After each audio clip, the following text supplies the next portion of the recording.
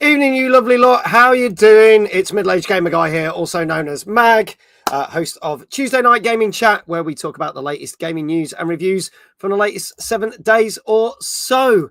How is everyone? How's your Tuesday been? Good to see you. First person here, literally before we started, was Gozzo. Gozzo's back. Good to see you, buddy. Good to see you. Over on YouTube, because we're on live on Twitch and YouTube. Dank says, nice waiting screen. Thank you. We've got some new software that's part of this software that actually creates the waiting screen on YouTube for it, which is superb. So that literally launched today. So I was like, right, I'm going to use that instead of just having a standard thing going stream starting soon or whatever. So thank you for that. DJ Mike in the house. How you doing, buddy? Great to see you. Jenny, welcome. Always good to see you. Over on YouTube, Retro says, hello. How you doing? Gozzo says, good move. Thank you. Thank you, buddy. Great to see you all. Welcome to the show. We've got a lot to talk about. It's a good jam-packed show tonight. So we'll crack straight on. I am going to say that some of you on the Twitch chat are going to get little adverts for AMD. As some of you may know, because you saw last night's stream, I am sponsored by AMD for the next couple of weeks. We're not going to talk about that on this stream. But if you are interested in finding out more, !AMD in chat, there's a link. You can go check it out. I'll be talking about that on tomorrow's stream. Let's do this. Flame, good evening. Welcome on in, buddy. Good to see you as always. Let's get my co-host who knows the most. Please welcome the one and only Mr. David Jones. Good evening, mate. How you doing? All right, how are you? Not too bad, thank you. Evening, everyone in chat. Hope you're all doing well. There you go. I think they're doing pretty good. Exclamation Dave in chat for Twitch. We will get some commands on YouTube. You'll be able to do the same stuff on YouTube as you will be able to do on Twitch as of next week's show, which is great that that's going to work. So people can do exclamation Dave on YouTube as well. So twice as many Daves. There you go. Or you could just type it in like Dank has done. So there you go. What you been playing, Dave? Has anything changed since we last spoke last week? Yeah, I did play something different. I did play a little bit more Metal Gear Solid 5, not a huge amount. Then did finish off the Gears of War remastered, whatever they called it in the end. Finished that was all right. You know, nothing particularly remarkable about it in the end. Just play through it. A few little sort of AI bugs here and there, which I don't recall getting in the original. A few bits where like some of the creatures just like stood there. The AI wasn't working quite right, so. Few little iffy bits in it, but on the whole, it was okay. But then the one thing I did try, I started and finished hurdling on the weekend. Oh yes, which you talked about. That's only a 4-hour game. Yeah, we looked at that a couple of weeks back. That was okay. Yeah. Quite enjoyed it. Quite basic, actually. You know, you're just herding these creatures from a city back to where they live up on a mountain. Yeah. And there really wasn't a huge amount of challenge to it. I got them all back there with not really any particular Oh, problems. really? Okay. Yeah, not a particularly challenging game, but yeah, a reasonable way to spend a couple of afternoons. Yeah. So yeah, it took me 4 hours. Okay. I mean, people were saying good things about it, but maybe that Hmm. was it because of the simplicity of it is what people liked. Maybe. Yeah, sometimes you don't want too much of a challenge. You want to just sit back, relax, have a bit of Yeah. fun. I No, think I've got through it quite easily. there you go. Right. Nice little Yep, palate move cleanser on to then. something else. Oh Yeah. yeah, totally. It's What nice what to have you a got? short game that you can just finish. Yes, true. That's very true. What you got in mind next then? Oh, I'll probably do a bit more Metal Gear, but was it Battlefield 6 is out this week, so you should hopefully Hmm. get that and jump into Yeah. that one. Yeah, we'll be talking about that on next week's show, obviously, because it's out this week. So we'll with that and many other things. There's quite a few there's quite a few things we'll talk about that later. That's out next this coming week. So I finished Chronos: The New Dawn. Mm-hmm. I texted you about it, didn't I? It was one of them, and it's funny because it was one of them where you get one of those where you're going to get either one ending or the other ending. I was like, knowing my luck, I'll get the bad ending because I always with these games that have multiple endings, I get the bad ending, and surprise, surprise, I got a bad ending, and I was like, oh dear God, okay, but. Like most games, it comes up with New Game Plus, and I haven't got time to go back through a game. And I did really enjoy it. There's some bits that were a little bit infuriating. I'm going to say that now. And I feel the balance of it isn't quite right because there's bits where you've got like a big boss battle, which seems really easy. But then you've got this one thing, there might be just 5 enemies in a room, which is more difficult than a boss battle. And like, I spent like an hour trying to just get through that one room. And you kind of like, it just doesn't feel like they properly balanced it right. But I generally did really like the game, apart from the ending. And the bad ending's not disappointing because you kind of go, oh, that's clever. But then I thought, right, I'm going to cheat. I'm going to look up the other ending. And the other ending, I'm sorry to say, and we're getting raided as we say this. Hello, Ginger Viking. Welcome on in. Welcome to TNGC. Hi, everybody. How's it going? I'll give you a shout out, my friend, out on the Twitch chat. Thanks for bringing over all your audience to ours. Greatly appreciate it. Playing Wu Chang Fallen Feathers. Good game. Very good game. I don't know if there's any mods. iQuail might be in. iQuail, if you could do the honours and just give him a special shout out, there'll be a little heart that appears there. And if we're clever enough, we might even be able to put his channel in the YouTube as well. So thank you for that. I'll do, Mags. Hello, Ginger Viking. Great to see you. Good to see you. I'm going to say the other ending was a bad ending as well. Oh, no. So you kind of go, so there's 2 bad endings. So it turns out you can only get a good ending if you play New Game Plus and play all the way through it again, but with all the upgrades you've got. And I was that like, annoys me when they do that. I ain't got time for that shit to get a good ending for a game. There's too much else to play. Too many games. I've got tons of New Game Plus them. So I'll be honest, I watched the good ending and that was disappointing. And I was like, the 2 bad endings are actually better than the good ending. So there you go. I won't say what they are, but if you do play, but I did enjoy it. I've jumped more into Borderlands 4. I don't know how I feel about it at the moment. Mm-hmm. The boss battles are as boring as hell. They are really, really dull. But the rest of it seems quite fun. But again, like you saying, like with certain games with bugs and AI, there's some bits where just nothing happens.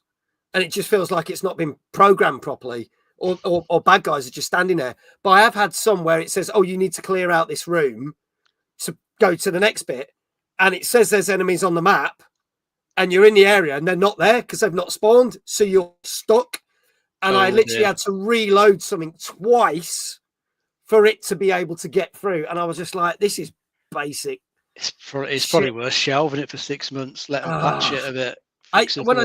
When I did the stream, I didn't think it was that bad. But as I'm playing through it, I'm starting to notice more things, which I guess why. But no, the reviews weren't that bad. They were just bad on PC. But I'm like, oh, there's some stuff on console that's better. So I'm going to carry on with it.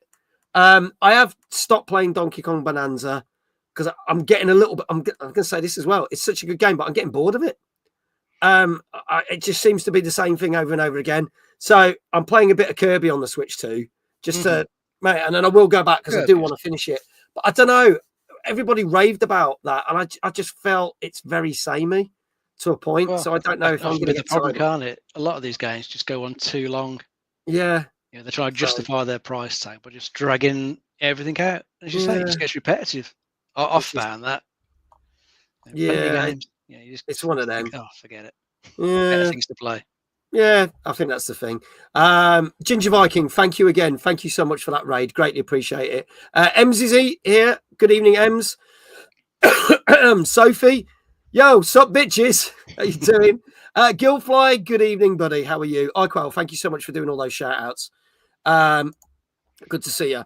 Yeah, Danka says, yeah, heard the bosses are stale on Borderlands 4. Yeah, they really are boring. Chaotic, good evening. Hello, you wonderful beans. Lovely to see you. Victor 6 Games, good evening. Loving the new Seafarer game. Heard about that. I've seen some people play that, actually. Don't think I'd seen any reviews as yet, though. So I don't know whether that's something we'll cover or not, but I have been hearing things about it. Gozzo says, I will stay with the classic. It's much fun, as in the original Borderlands. Yeah, the first Borderlands was brilliant. It's a C6 simulator. Well, yeah, I know people who can't stomach playing games like that because of the bobbing, a bit like Sea of Thieves. Anyway, enough of that. Let's bring on our guest. Welcome in everyone that's just joined us. So on Saturday in Derby, we have the TR29 event, which is the Tomb Raider 29 event. Now, some of you that came to Timeless will have met this wonderful gentleman, along with Daryl, who was on the show a couple of months ago. Plus, we had our wonderful Making of Tomb Raider panel, which was helped co-organised by this said person and Daryl, who is here. Their event has completely sold out. I am very honoured to be invited to go along. And we've got people like Saint Michelle, who's been on here, who's a massive Tomb Raider fan. And Jesse's going along to photograph stuff as well. So can't wait to see what this event is like. But he's already got plans for next year. So if you're sitting there going, well, why are you talking about the event if I can't get tickets? We'll be telling you more about the TR30 event for next year. So we can we've got an exclusive on it. Please welcome the organizer of TR29. Give it up for Luke Earle. How you doing? Evening. This is like when the crowds roar and everything. That's it. That's what everyone's doing right now. Yeah, everyone's in their house. Yeah. Like Who? Yeah. Yeah.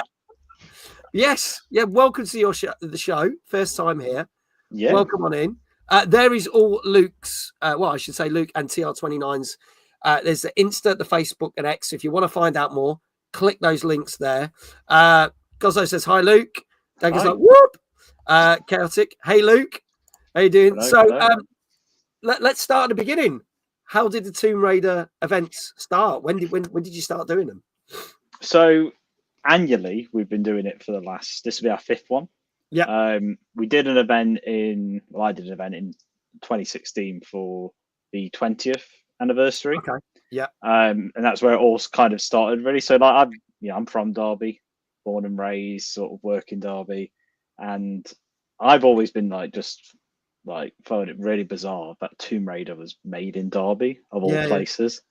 You know, because it was such a big game, right? It took the late 90s, even now, really. It's still a big game, but it was I was 5 or 6 when the first game came out, and on the way to school, my mum, we used to walk past the Core Design studio. My mum would go "Oh, that's where Lara Croft lives," and I was like, "That's not Croft, man. That's too small. That's just an office building. What are you on about?"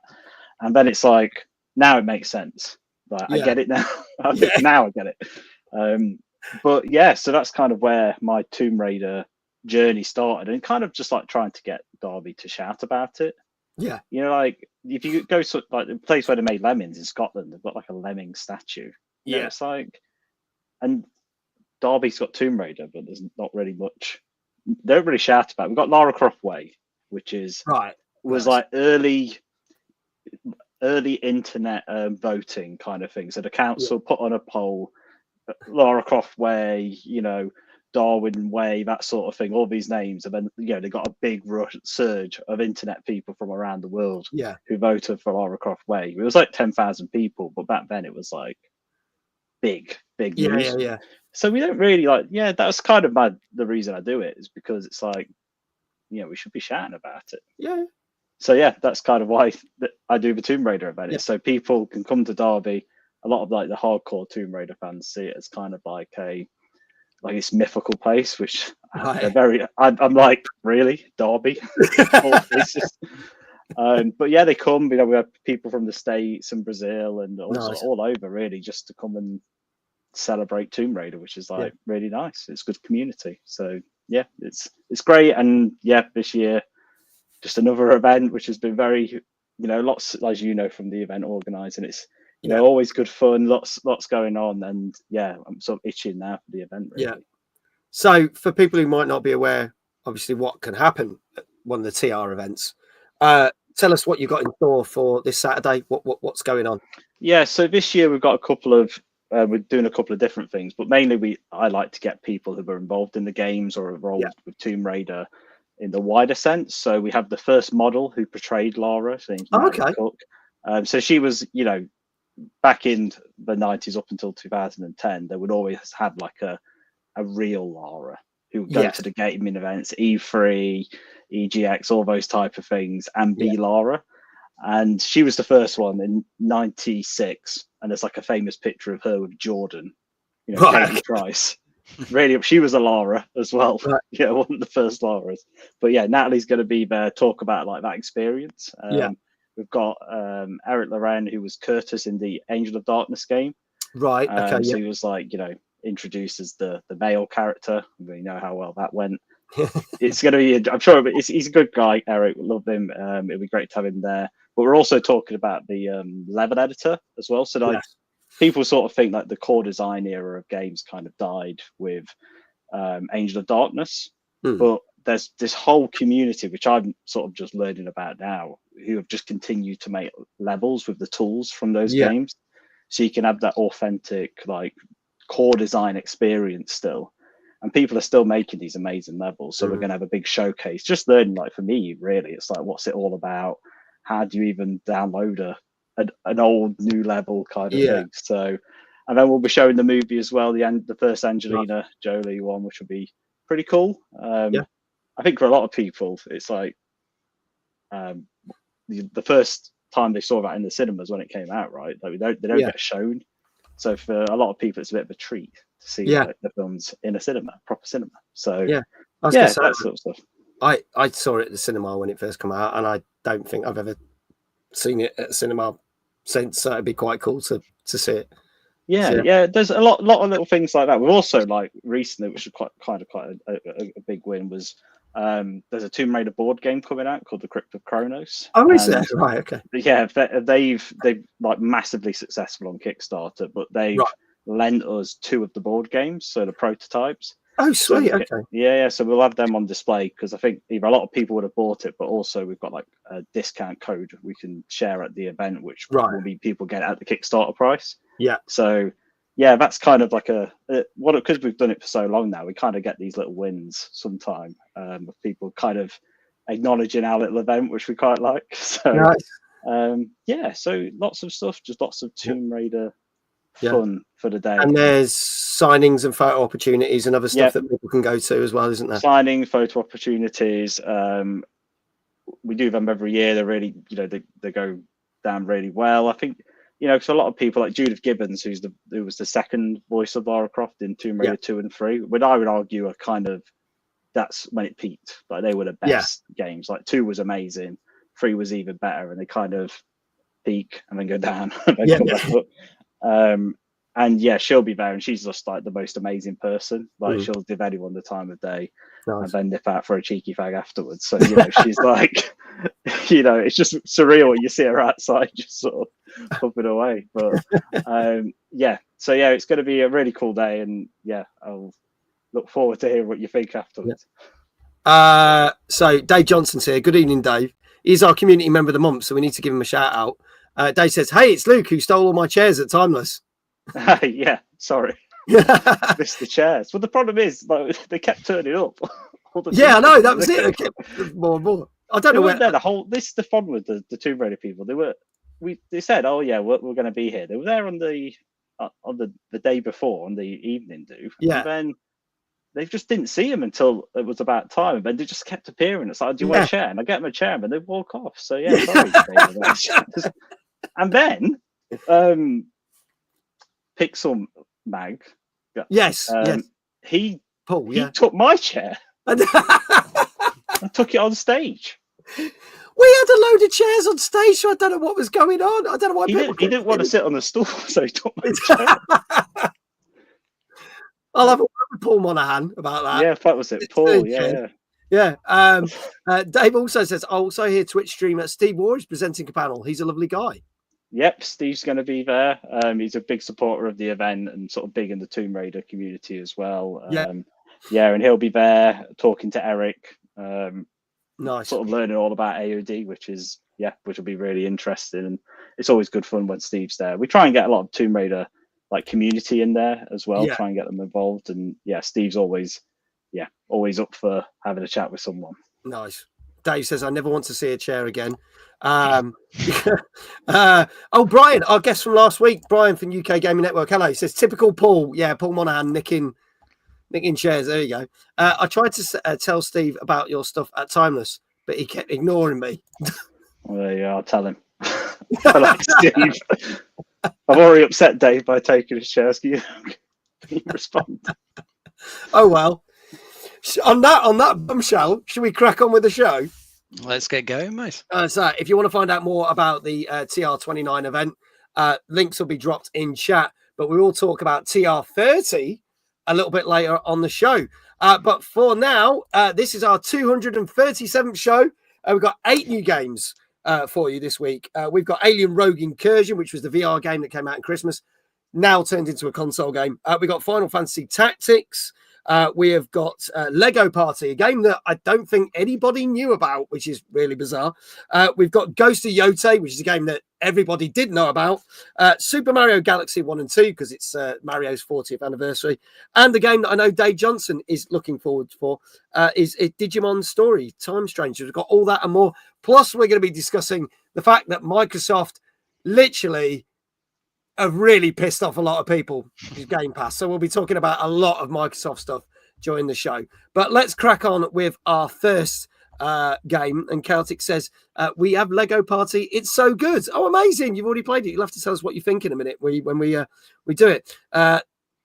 He says, don't tell me Timeless is partnering with TR30 as well. We haven't got that far negotiating. Let him get his event out of the way first. Spoilers I don't even know about. Yeah, we don't. I don't even know about. There you go. Spoilers. But let's crack on with our first game of the night. As mentioned, this was a game that came out on VR just before last Christmas. It is now out on PlayStation 5, Xbox Series X, and PC, and turned into a FPS. But does it translate well? That's the question, because this is Alien Rogue Incursion Part 1 Evolved Edition. Couldn't come up with a bit of a punchier name, could you? Let's have a look at the trailer.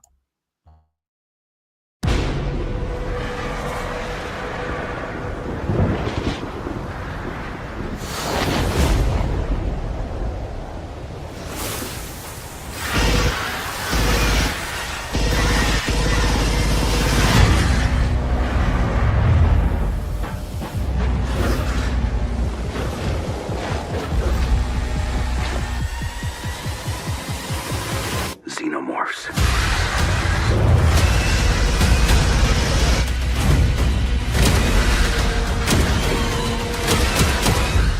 Deadly. Relentless. Unstoppable.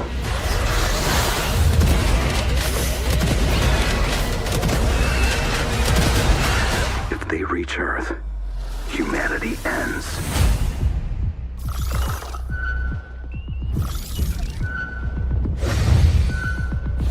As long as one colonial marine fights back,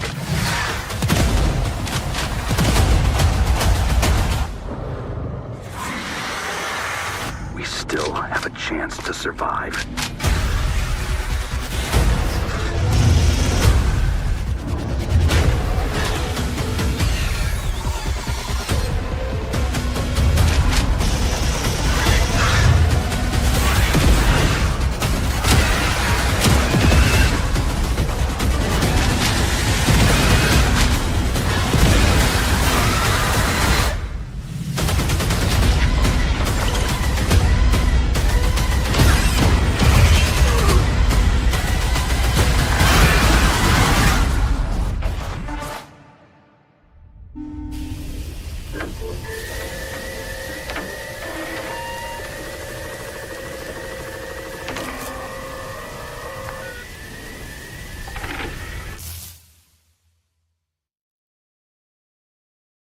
there you go. So this came out last Tuesday on PlayStation 5, PC, and as it stated there, Xbox Series X and S, because I think that was a bit of a late announcement, because when they said, oh, well, it is going to come to consoles and stuff, it was never originally going to be on Xbox.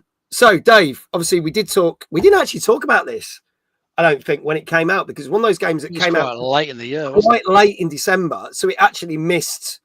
It landed like after we'd finished like packs up for Christmas and everything. So, for those who are not familiar with it, tell us a little bit more about this and then why it's translated into a console release. Yeah, well, I guess the reason why it's translated to a console release is probably to make more money from it, because I bet you the VR crowd is probably not enough numbers, so I probably figured, yeah, let's bring it to a flat screen. More people could potentially buy it there. So I bet you that's the main reason for that. But it looks like they've done a pretty good job in converting it. I still think probably VR is the best way to play it, because having those aliens come at you and facehuggers jump at you in VR would be definitely quite scary. When I was watching like a video of this, I was kind of thinking that the aliens didn't really look particularly good on like flat screen, just the way they were moving around, and where they're like just trying to like punch you if they got really close to you.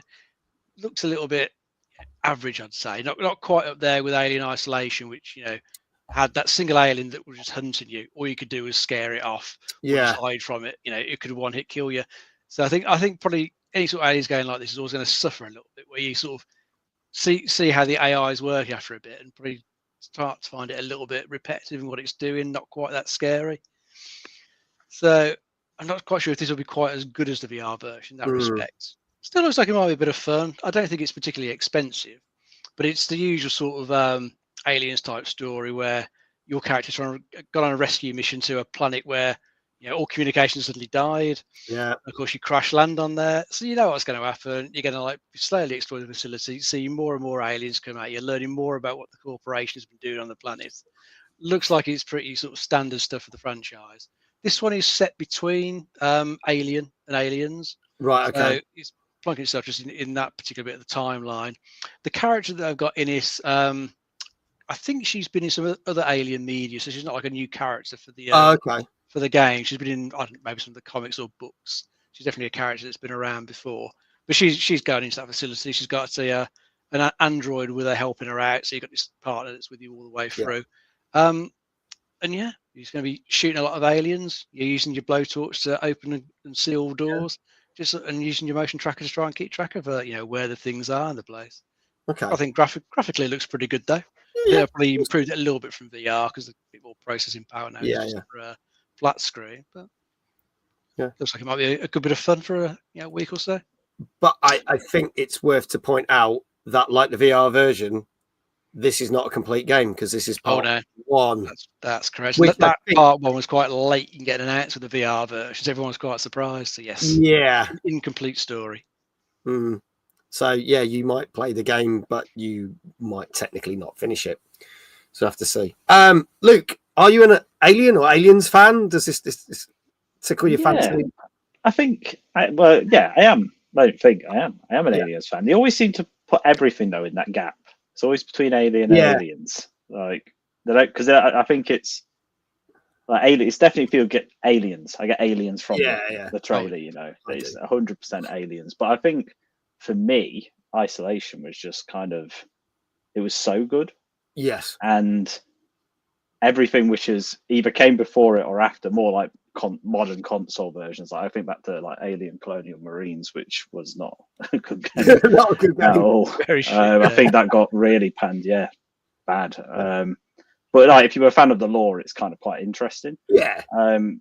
But yeah, like we had peaked on Alien game, and it really sort of gave you that vibe of the first Alien film. So, and like you said, it's visually like on VR, maybe it's a bit more, you accept it's not going to be quite as polished, or because of the tech and things like that. But yeah, I don't know. I'm sort of looking at some of the scores which are popping up, and I'm unsure from the trailer. And I think that part one was quite surprising, because there's a lot of either there's a lot of confidence it deserves a part two, or it was two parts anyway, and they've decided, maybe like you were saying, like why have they done this? Probably because like you say, the VR audience is so small that they can stretch it out for two games. And then you do a VR version and then another version. interesting though. I mean, that's the thing. Alien games are always quite interesting, but if it's, is it going to be as good as Doom? Probably not. But will it be good, like you say, for a week? Yeah, Probably. and then that's it. Yeah. Okay. All right. Just a couple of things I want to say before we talk about getting your scores in chat. Big shout out to Brian, UKGN, Zoibo. Thank you so much for the Prime sub. Greatly appreciate it. Also, Gilfly, I had a sub come from you just as we started the show, but obviously it didn't pop up on the screen. So thank you so much as well, Guild, for your sub as well. Greatly appreciate it. Now, for those who might not be familiar with the show, we technically don't review the games, but I scour the internet to find all the review scores I can, smush them into a little ball, and take it as an average score. Now, you may agree with it, you may not, but it's a bit of fun, and we want you to guess the scores. So you'll see some scores in the chat, and this is both for the YouTube audience and the Twitch audience. So please both have a guess. And if you get it correct, we will give you a shout out in the chat for your channel. Dave can take part, Luke can take part as well, because they don't know what scores I've put together. But let's see what people are saying. Danka said it would really scare the shit out of me. But a 7 out of 10. Gozzo saying a 7 out of 10. Brian saying a 7.5. Matt, how you doing, Matt? It says looks brilliant, an 8 out of 10. Chaotic, slightly lower, 6.5. So get your scores in the chat now. This is Alien Rogue Incursion Part 1, blah, blah, blah, Deluxe Edition, whatever they decided to call it. I can't be asked. Which came out last Tuesday on PS5, PC, Xbox Series X and S. Now, obviously, you can already get this on VR. We're yet to have Part 2 on VR, so we'll see what happens, whether that comes out at Christmas. Let's have a look. Dave says, scour the internet. He Googles the game and reads the first entry. Not true. That's why it takes me 4 hours to write the bleeding show.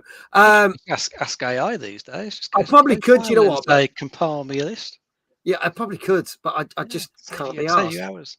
Because it'll probably all be wrong. So there you go. Yeah. One out of 10 for all 8 games of the night. Fantastic. Retro Shezza, 7. iQuail, 8. Flame, 7. Dave Johnson, 6.5. Ems, 7.5. Guild, 7. DJ Mike, 7. If you haven't put a score in, get your scores in now. Dave, I'll start with you. What do you reckon this got? I'm thinking a 7 for this one. 7. Okay. Dave says it takes 4 hours every week because you spend 3.5 hours talking to me. I didn't actually talk to him. I talked to him after I finished writing the show.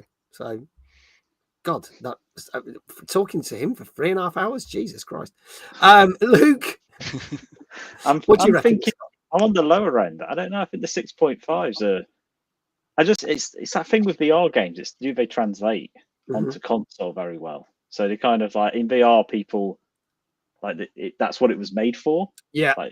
And it's like, are you getting the lesser experience because you're on console? So I think probably the 6.5s. 6.5. Okay. Luke, 6.5.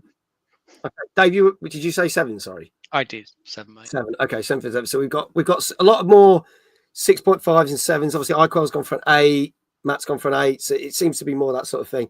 Are still on the first for second game now. I don't know. We haven't heard anything about the second game, like Part 2. No, nothing at all. No. So is Gozzo asking if we're still talking about the first game of the night? I'm not sure. We're dragging it out. We're still we're still on the first game. We're dragging this out. Folks, it's your last chance. This is Alien Rogue Incursion, which came out last Tuesday on PS5, PC, Xbox Series X and S. And if there are no more scores in chat, I can tell you that this did okay for translating from VR.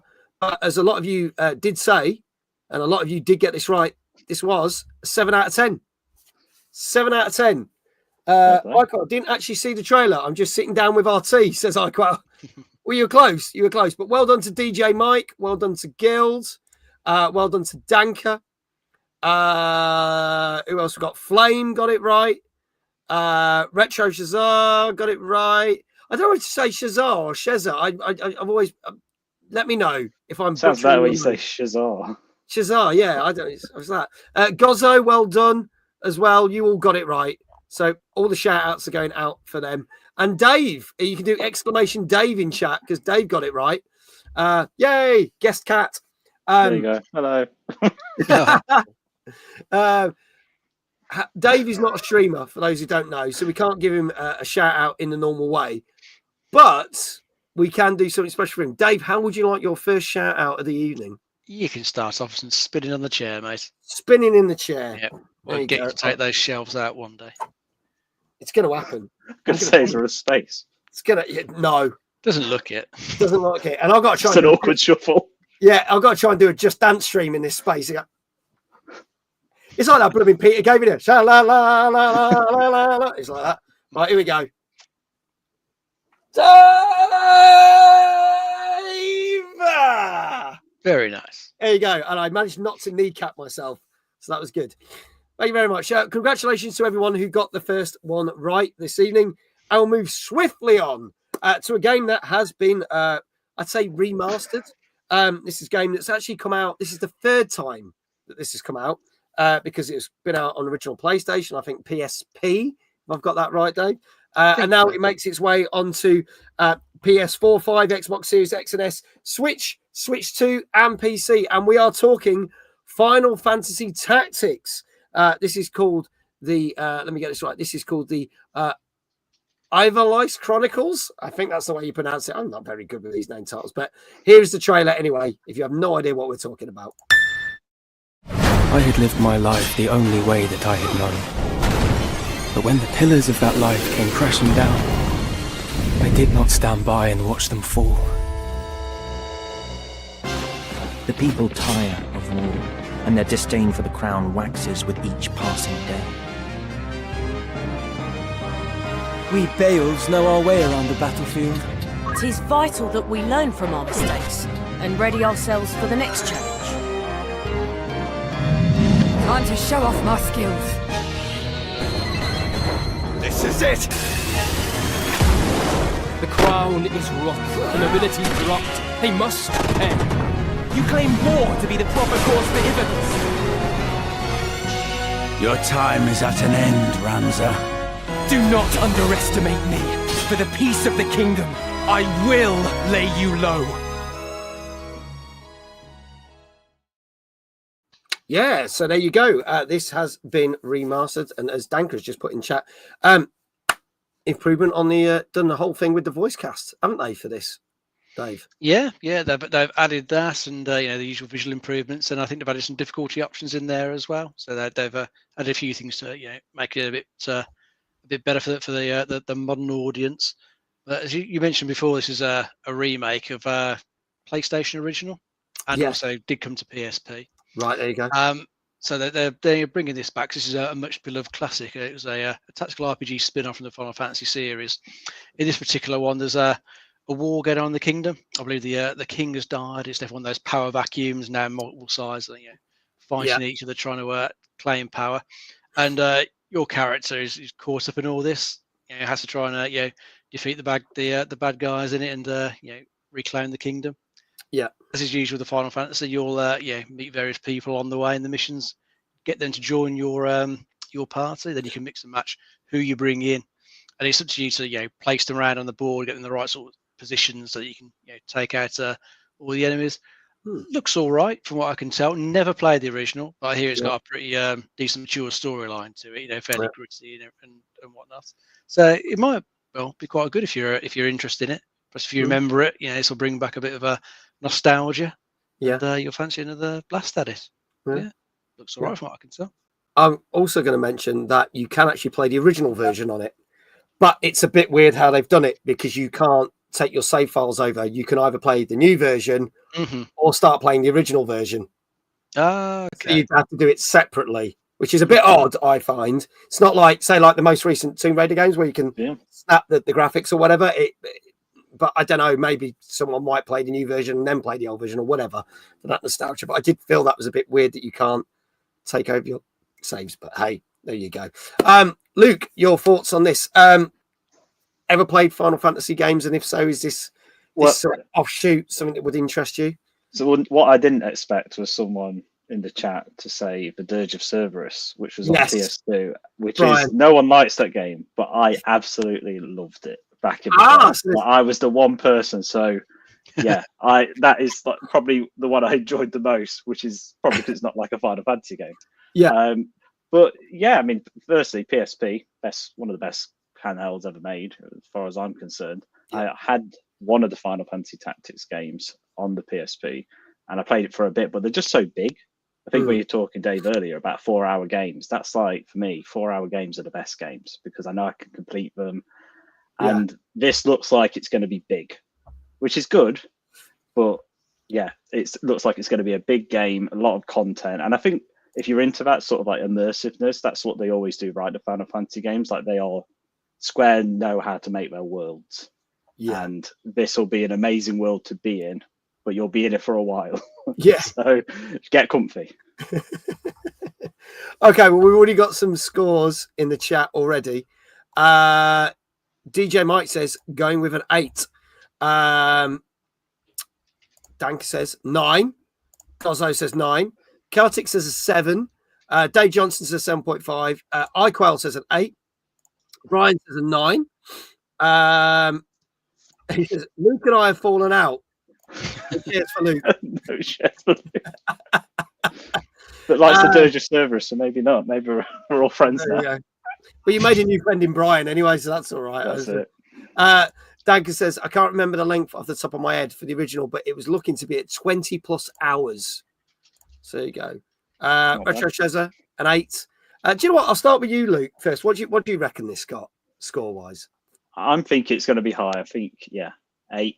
I think that's pretty fair. I don't think it's, I think things like you just said, the whole not being able to save swap between the two feels a bit old. Even that feels a bit old now. Yeah. Because so many games are doing what you were saying, that parallel sort of play aspect to it. So yeah, I think 8, it's a classic. People are going to love it. Yeah. But not too high. Yeah, not too high. Flame totally agrees with you, saying an 8 as well. Dave, what say you? I'll try a 9 for this. It's one of those beloved classics. I reckon it'll score quite well. Okay. Oh, we shall have to see. Folks, this is your last chance. This is Final Fantasy Tactics, the Everlight Chronicles, which came out also last Tuesday on PS4, 5, Xbox Series X and S, Switch 2, and PC. Dave says 9. I've changed my mind. Computer Club Matt, not for me. 7 out of 10. So if you haven't put your scores in, I'm just about to announce it because this, despite the fact you can't cross save over, did exceptionally well. And our guest last week, unfortunately, didn't get any right on the show. Now got his first one right because Guildfly has snuck in with an 8.5, but that's not good enough because this did get a 9 out of 10 on average. So I'm going to say big shout out to Brian because he was gutted at the end of the show. He's like, I didn't get any right, but he's got one now. So get in. He says that thing that he watches the show and he always gets them right when he's watching, but then when he was on it, he said, bless him. So there you go. Get in. Well done, Brian. But also well done to the following people. Dave Johnson, I bet he's glad he changed his score. There we go. Also Gozzo and Danka. Well done. You both got it right as well. Some of you were very close as well with the 8 out of 10s as well. But well done to all of you. And obviously, Dave, you are now 2 for 2 tonight. How would you like your second shout out? Don't worry. Dave Johnson, iQuail can do it on YouTube. So don't worry, Dave Johnson. That's fine. There you go. I was going to say, let's see how your knees are holding up. You can jump up from behind the chair. Oh, not very well, but here we go. Here we go. Here we go. Let me just press that as well. That does that. Here we go. So, let's do this. Oh, they didn't crack, so that's good. That's right. A plus. Right, are you ready? Yeah, go for it. Dave! There we go. We got back up. We got. Well, I think my knees are hurting for it though. So there you go. Can Dave Johnson behave in chat? He never behaves though. He doesn't. Is it? Well, opinions are like. Yeah. No got shit. Just my taste is absolutely terrible. Yeah. It'll carry on, don't worry. Here you go. DJ Mike says, no, I encourage him. Oh, God, don't encourage him. God, no. God no. Let's talk some gaming news, and this is the big thing that happened last week at the start of the month, and then it kind of got out. It was literally everywhere. Even Radio 1 were talking about it, and I was like, Jesus. So it must have been a big story. So, Game Pass has completely changed how they've done everything. They've changed the names, which I think some are a bit odd. So you've now, what was Game Pass Core is now Game Pass Essential, which is basically the same as PS Plus's standard tier. Normal Game Pass is now called Premium, and Ultimate is still called Ultimate. So what does this mean? So let's talk about the so-called good things, okay? Because really it's mainly Ultimate that's been affected with this. And this is pricing for UK and the States. So actually, I'll start with some of the bad stuff, and I'll dip in with the good stuff, and then there's other bad stuff that's come up. So, firstly, you're looking at prices in the UK. Ultimate was $11.99 a month for Game Pass Ultimate, which included EA Play and a few other like bonus little things. It has now gone up to $22.99, so a 50% hike up on it, right? And in America, it was $19.99, and it's gone up by a further $10. So it's actually slightly less. It's gone up slightly less. But in other countries, it has kind of gone up by 50% or slightly under. It's $14.99, not $11.99. Yeah, that's right. Oh, yeah, it is $14.99. It's my writing because the way I've done the thing, it looks like there you go. It's $14.99. Okay, $14.99 to $22.99. So kind of a 50, not really 50%, but in some other countries has gone up to 50%. As Danker's mentioning about PC Game Pass, because people were like, well, Ultimate doesn't now include PC Game Pass, and it's weird because now there's a fourth tier, and then it's like, oh, but now it does, but they're not really talking about that. Well, PC Game Pass is sticking around, and I believe is $9.99, but it's going up to $13.99. And in America, it's $11.99. It's $16.49 for PC Game Pass only. But what they're pushing is they're kind of pushing, say, well, Ultimate's the best package, because now with Core, you only got about 4 or 8 games. But now they're saying, oh, there's going to be like 50 games, but you pretty much, that's all you get. Premium is kind of like, well, you get this, but you don't get PC Game Pass with it anymore. And you kind of get a selection of games, but you don't get day one exclusives. But you will get day one exclusives within the space of a year. So you could get the new, actually, so let's say the new Doom that came out in May. People who got Ultimate would get that on the day release. But you could be waiting until May 2026 to get it on the standard Game Pass now.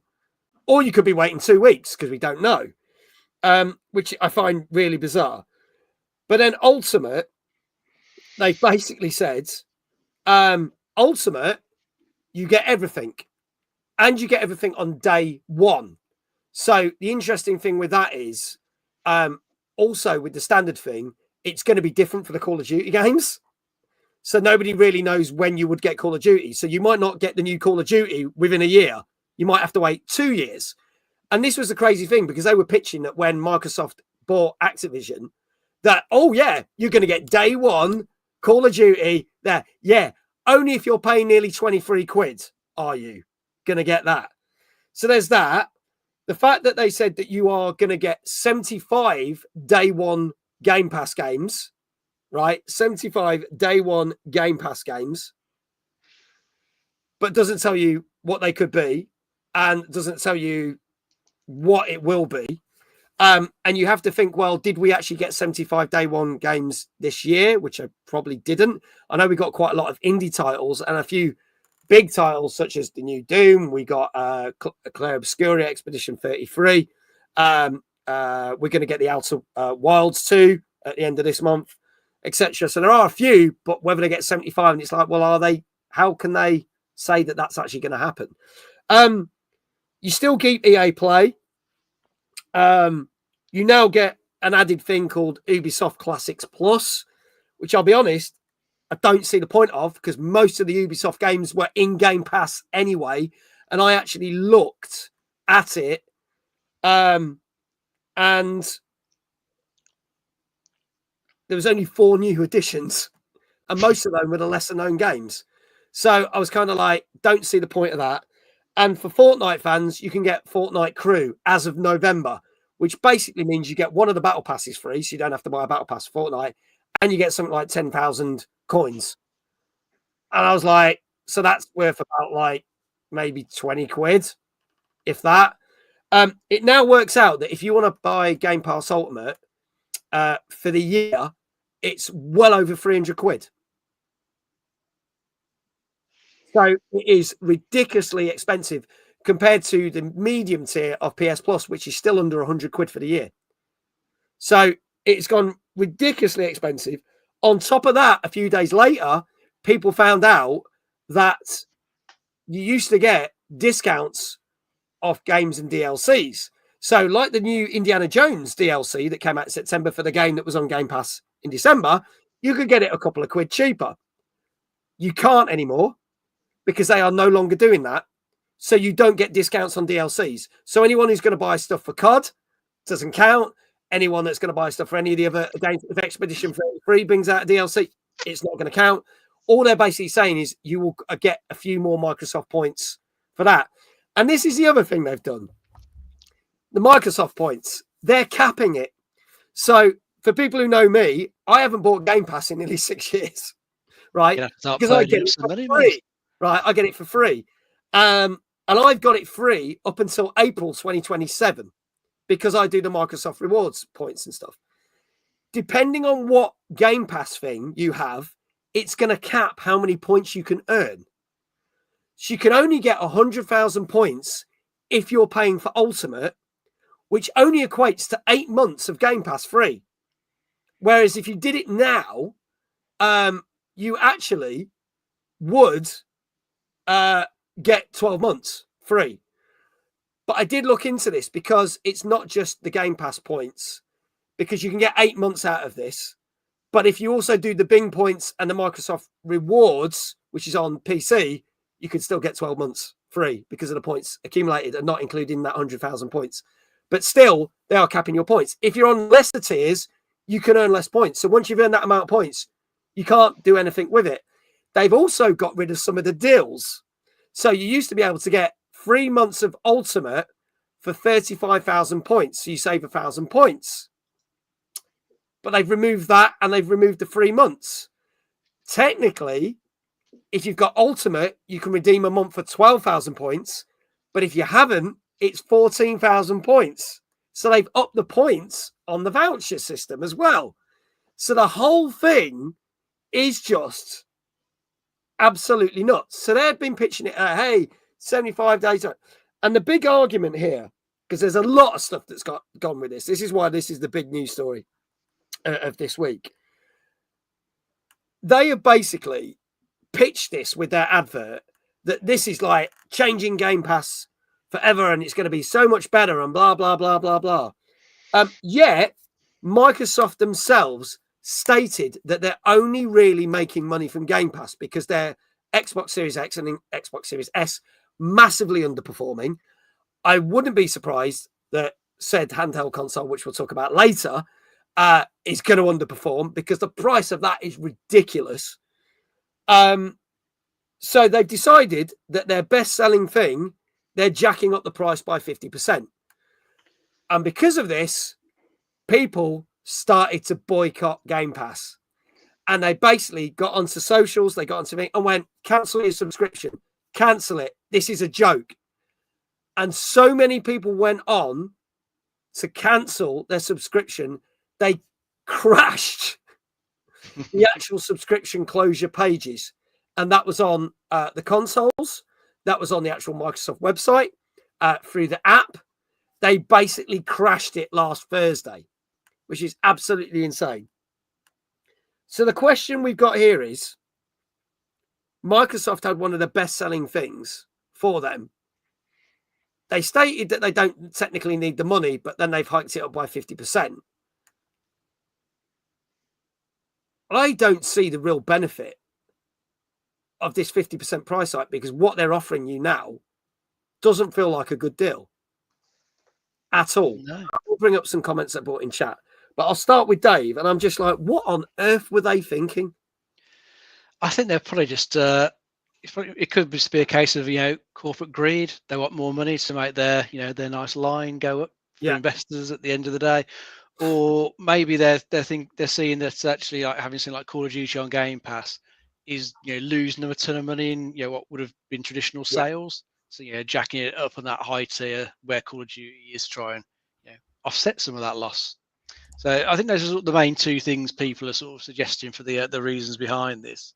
But either way, it's not a nice way of doing it, jumping things up by like 50%. I think in like Brazil, it actually jumps up by like 100% markup on like the way it works for their company. So it is a bit ridiculous how much it's jumping up. I mean, you could almost accept it if it was like the slow, gradual increase. Like you sometimes get like a pound this year, a pound another year, slowly creeping up. So just jumping up by a huge amount definitely makes a lot of people wonder if it's still worth keeping. Yeah. I mean, as you said, it's like 275 quid roughly for the year. And really the value comes down to how much do you actually use it. I mean, I don't use it a huge amount these days, because it's simply down to time to play the games. I don't have the time to really play that many. So I might be better off just letting it lapse and just picking it up every odd month. Yeah. If there is a few things on there to play, or just buying a game. Like I did buy Doom on PlayStation Dark Age, just played through that, sold it for I brought it for 55, sold it for 50. So I actually still have some money left over to spend on other stuff. Whereas if I'd put that money into Game Pass, I wouldn't have any money back from it because it would just go. So it's tricky to know whether to actually bother with it. But I say it comes down to the individual. How much do you use it? For yourself, you probably play it quite a lot with all the games that you also stream in there. I do use it for the streaming stuff. It's very handy. Like Silk Song, we literally streamed it. That obviously the blueprints, the altars, Expedition 33, the new Doom, obviously Call of Duty.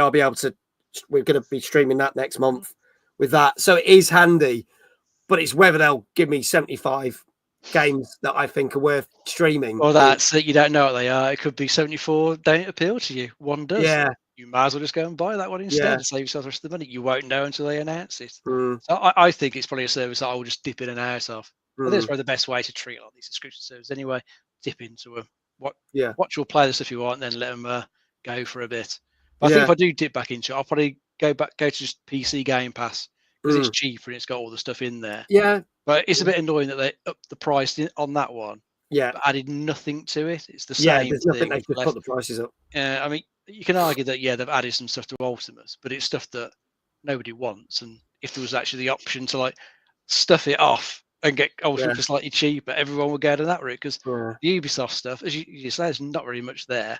Pointless. I've claimed most of those games for free on various platforms over the years anyway. And they were already on Game Pass. Far Cry 6 was already on Game Pass. Nearly all of those games were already on Game Pass. I don't care about Fortnite enough to bother using that Fortnite crew thing. It's got no value to me at all. No. I think it costs like £11-12 a month if you wanted to buy that on its own. But it's not something I would. If you're a big Fortnite player, great. But then if you're a big Fortnite player, are you actually going to be playing anything on Game Pass?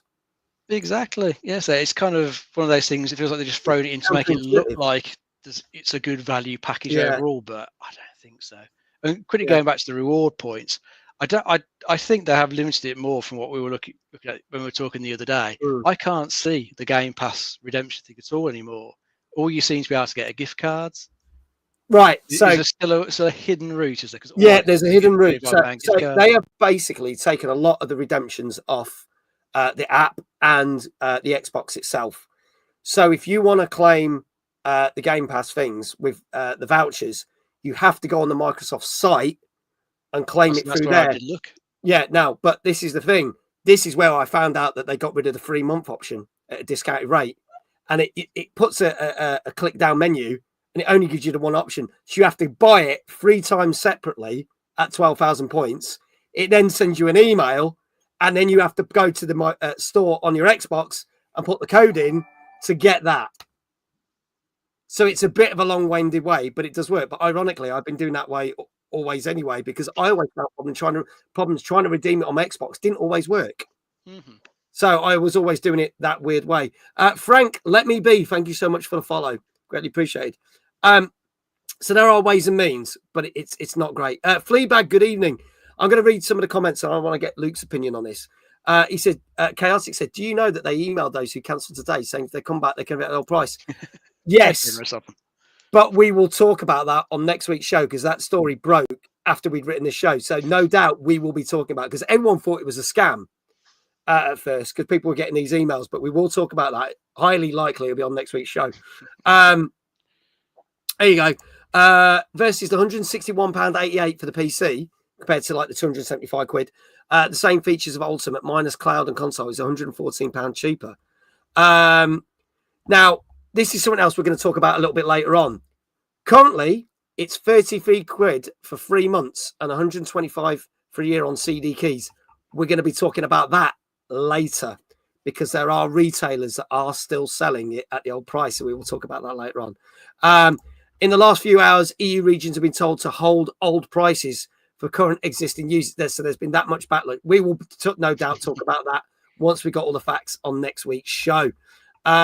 Only new subscription will hit the new price. There you go. I currently haven't paid for Game Pass since 2019 and don't expire until March. You're like me then. I got it till April 2027. I literally got another 3 months the day before they changed it. Oh, nicely done. Nicely done. Yeah, Mag and I were speaking about this the other day. Yeah. Evening all. Such shady techniques. Stop freebies. It is, isn't it? So, Luke, your thoughts on this? Because it is a bit shocking, really. It is shocking. I think it's, it reminds me of when Xbox Live increased. And I think everyone just kind of accepted it. And maybe there's been, Microsoft maybe just accept, they assumed that people would just, I think there's a general thing about subscriptions where they just think we'll just forget or we're not going to change. Like we'll get annoyed, it's going up £5, £10, whatever, and we're just going to leave it. But I think they've underestimated the market because when Game Pass came out, it was kind of too good to be true. Really, the price point was like it was a no-brainer kind of price point.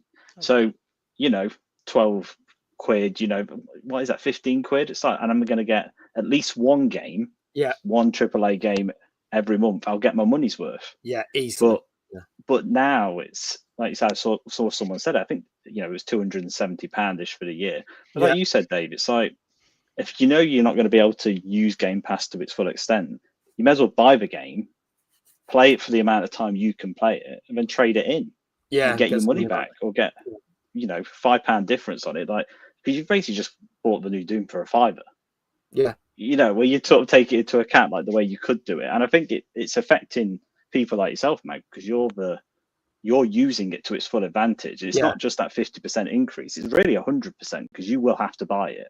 You're going to have to now start paying for Game Pass. And I think that's what's annoyed people. It's like they've disincentivized people to actually have Game Pass. Like the people who actually give them the money, like support them, stream their, I've got this new game on Game Pass. That's who they've affected. Yeah. Because they're probably still going to be like, new subscribers. The cheapest price point. Yeah, okay. But that's not what they want. They want you to be on that top tier. And that's probably why there's so much backtracking now, is they just didn't expect the mass cancellations and the mass boycott. And, the fact that the site crashed says a lot about says it all. The reaction really of the community. And I think, they're gonna, I'm not surprised the backtracking. And I think it was a good point. The consoles haven't sold. They're not what they were. It's not the 360 anymore. It's not the Xbox Series X. It's, the Xbox Series X is a new one, but they're not where they were. And Game Pass was the only selling point. It's like to having it. And if PlayStation Plus is now the more affordable option, you get a better console and the more affordable option on PlayStation. So for new consumers, you're probably going, well, I'll get the PlayStation. Yeah. It's interesting because PS Plus always felt that it was an inferior Game Pass because you'd find a lot of stuff that came off Game Pass then ended up on PlayStation Plus. Yeah. But if you've got the standard Game Pass, you're not guaranteed that these brand new games are coming out day one. You've got more chance that they're going to land on PS Plus now because some of those games do come across. So it's kind of like PS Plus is looking a lot more attractive right now. But as I say, for their middle tier, it's just under 99 quid. So it's way cheaper. Not bad. Yeah, it's they've dropped the ball. Yeah, That's really like definitely. they've not really thought about their consumers at all, and it's just crazy if they've openly gone out there and admitted that Game Pass is what's keeping, is the Xbox future and the focus, to then sort of ruin that relationship. Because that's the thing, it's happened now, and what would have happened, I imagine, would be that if everyone did accept it, I can imagine Sony probably would have increased the prices at some point. But because now they can just, it's good publicity for them. They could just sit there and go, we're not doing it. Check out our thing. It's far much better value. And it's like when you say about the editions as well, like Switch Online, that had, I think, a slight increase, but then it gave you more. Yeah, and they actually gave you more. I mean, it's very cheap, but they gave you more consoles. They gave you more stuff. It's Switch 2, they gave you more. There's at least they're giving you things which are a bit more like, okay, feels like a new experience. Yeah. But with Xbox, like you say, that 75 games could be anything. Yeah.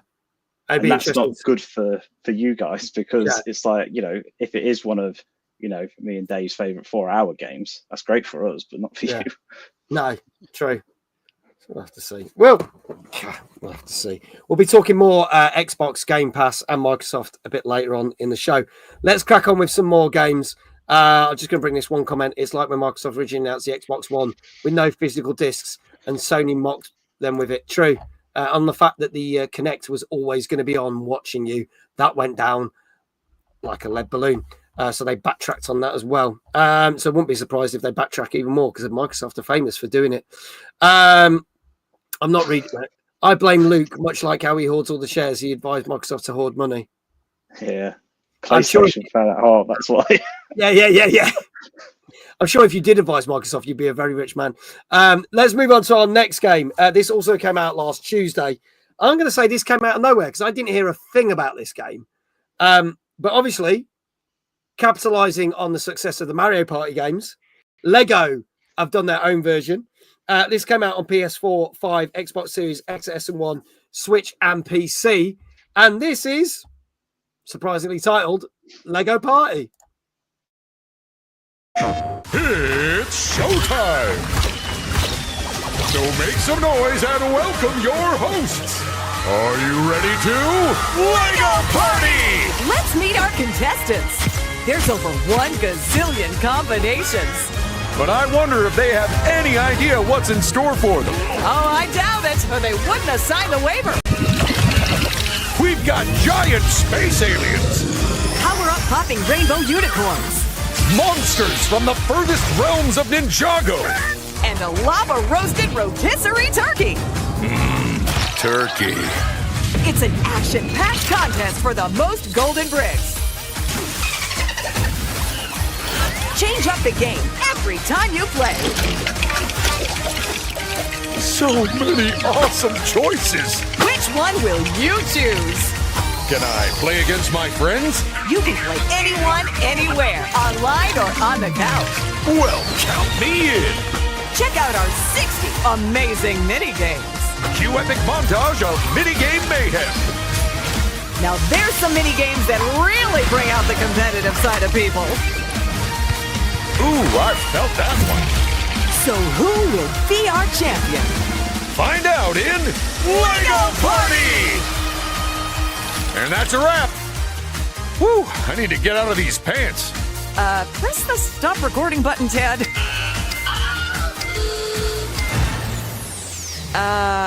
What button did you press? Lego Party! PlayStation. So there you go. If you can't beat them, join them. This is the second Lego game to come out in the space of a month. But basically taking a big leaf out of Mario Party's book. Isn't it, Dave? Oh, yeah. I mean, you can't look at that trailer and think of anything but Mario Party is a big inspiration on that one. It's a similar thing. Yeah, this one you got 4 different boards based on, like Pirates and Ninjago and space and a sort of theme park setting. along with like a massive mini games that will just come up as you're playing across the board. So yeah, it's just a Lego skin over the top of Mario Party. I think it does a few slightly different things as you're playing. So on the boards, there's different things you can do to influence sections of the board. So you can play on one of those, and you can either do I think like one or two things, and it will change the way things play. So you got a little bit of a a sort of method of altering it each time. So it's not the same board each time. It can feel different because of how that can change. And it gives you a little bit more control over what mini game you're playing between rounds as well. So whereas with Mario Party, it was completely random, this one I think gives you a choice of 4, and you get to vote on which one you want to play. So if there's some shit ones there, you're not forced to play those, and you can go and vote for a better one and pick one you're actually going to enjoy. So it's quite nice to put a few things in like that. And it also takes away the thing that Mario Party does at the end of its rounds, where it gives those random stars to people. Yeah, I never like that. Yeah, so you don't have that. So it's just you'll play the game, and whoever's got the most stars at the end of that, or most bricks at the end of that in this one, will be the winner. You don't get to who happen to jump on the most like red spaces or whatever it was. Yeah, some move very far. random rule that nobody knows about. And you're like, yeah, that can piss you off sometimes in Mario Party. But otherwise, it's the same sort of chaotic sort of multiplayer fun you're going to have with Mario Party that you'll have in this one.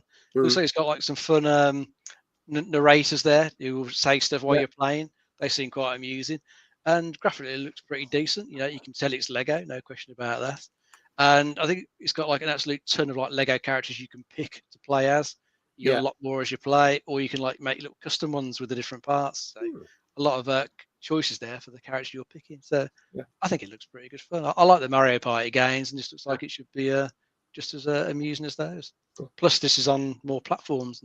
It is, and it's multiplayer, so coach co-op and online co-op, which is great. Yeah, and Brian said, "Really want this? Should be great for multiplayer live stream." Yeah, it would be. You can buy them with winnings. These are the characters. There's a lot of minifigs from the blind bags in there. You used to get. Luke, your thoughts on this one? I think it looks like just fun. Looks like good fun. I think Dave just took the words out of my mouth talking about the fact it's on other platforms, because Mario Party is an amazing game. Yeah. But you can only play it on the Switch, and there's always usually there's a weaker sort of an imitation on other platforms, but this actually feels like they're putting thought and choosing things like what are the problems with Mario Party, what annoys players, like you were just talking about the start, like random star giving, the lack of choice, because when you're playing with your friends and you potentially got limited time, you want to choose a fun experience. If you don't like something, you don't want to be forced into it. So I think it just visually as well, it's just so like in your face and so like bright and vibrant. Which is kind of what you want from that sort of game, and it's given like Buzz vibes. If I remember, it was Buzz on the PS2, and it had that sort of like game showy type. Oh, we're gonna, and it had those sort of similar elements of like just a bit wacky. And that's kind of what you want. Like, it definitely feels like you could have a short game of it. Have a game with your friends and put it down. Not one you'll be playing consistently, but then it, I guess, speeds into that collector mentality of if there is a sense of randomness, people will be like, okay, I want to get the next minifigure. And it's going to keep you playing. But I mean, Lego seem to be doing pretty well recently with some of the games, and they're definitely tackling, like, a bit like Mario in some ways, tackling all sorts of genres. Like, it's not just party games. They're doing, little world builder stuff. It's, they're really like trying everything. It's like, it's great to see a strong IP from it. There we go. I did see this in some of the reviews. Brian says it's the same developers that made the Moving Out games. So they had to make fun multiplayer games. I love both of those games. Really, really good. Let's see what scores we got in chat. Chat, get your scores in now, because this is Lego Party, which I'd never seen advertised anywhere until it came out, which is really bizarre. Came out last Tuesday on PS4, 5, Xbox Series, XS1, Switch, and PC. DJ Mike saying, let's start with this. It's Lego, 9. Dave Johnson, 9. Danker, 8. Fleabag, 8.5. Celtic, 8.5. Brian, 8.5. Gozzo, 8. Retro Shazar, 8. Iquel, 8. Dave, I'll start with you. What do you reckon? I'll try an 8 for this one. Okay, 8 for this one. Luke? Oh, I'm going to go 9 because it's Lego. Okay, 9 because it's Lego. Flame saying a 7.5. Matt saying it's a 7.5. If there are no more scores in chat, I can tell you that this does give Mario Party a run for its money. So you might want to check it out because this got an exceptionally good 8 out of 10. Cool. Wow. 8 out of 10. So congratulations to the following people. iQuail, Retro Shazar, Gozzo, Danker. Well done. You all get it right. You're going to get shout outs. And as I always say, please do give these people a follow when their links come up because they spend the time to watch this show week in, week out. So please do go give some love back. We'd greatly appreciate that. Dave, we need to give you another shout out, don't we? Yes, we do, mate. Do you want to do your walk on from the side? Yeah, you're doing free for free. You're doing good this week. All downhill from here. Yeah, it probably will be. Real me or retro me? We'll go with real you for a change. Okay, all right. Okay. I don't know what this is going to be. Are you ready? Oh, yeah. Edge of my seat, mate. Okay. Dave! Very nice. There you go. I didn't expect that. No, there you go. The thing is, I actually walked from one end of the room to the other to do that. That's the hilarious thing with it. This has been a cardio. People can't see that bit. Right? It's a 5-second walk. But Dave's doing you a favour. Yeah, jump in, walk in. Cardio. Because everybody knows I'm such a fat bastard. So I could do with losing some weight, I'm not joking. There you go. All the shout outs are there. Thank you so much to everyone. Right, let's move on to our fourth game and another kid-friendly game. Also came out on Tuesday. This is on Switch, PS5, PC, Xbox Series X and S. And this one is Nicktoons and the Dice of Destiny. Let's have a look at this. I wish I were in a Creatures and Chasms world, playing the game for real. Roll 'em, Cosmo!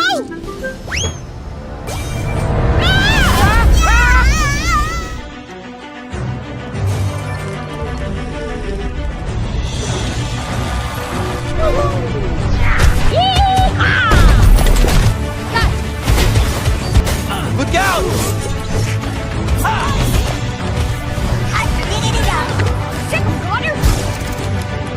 Take that! Whoa! Take that! Take that! Hey, Crimson Chin! Oh, a fan! We can do this the easy way or the hard shell way, but you're giving us that dire power.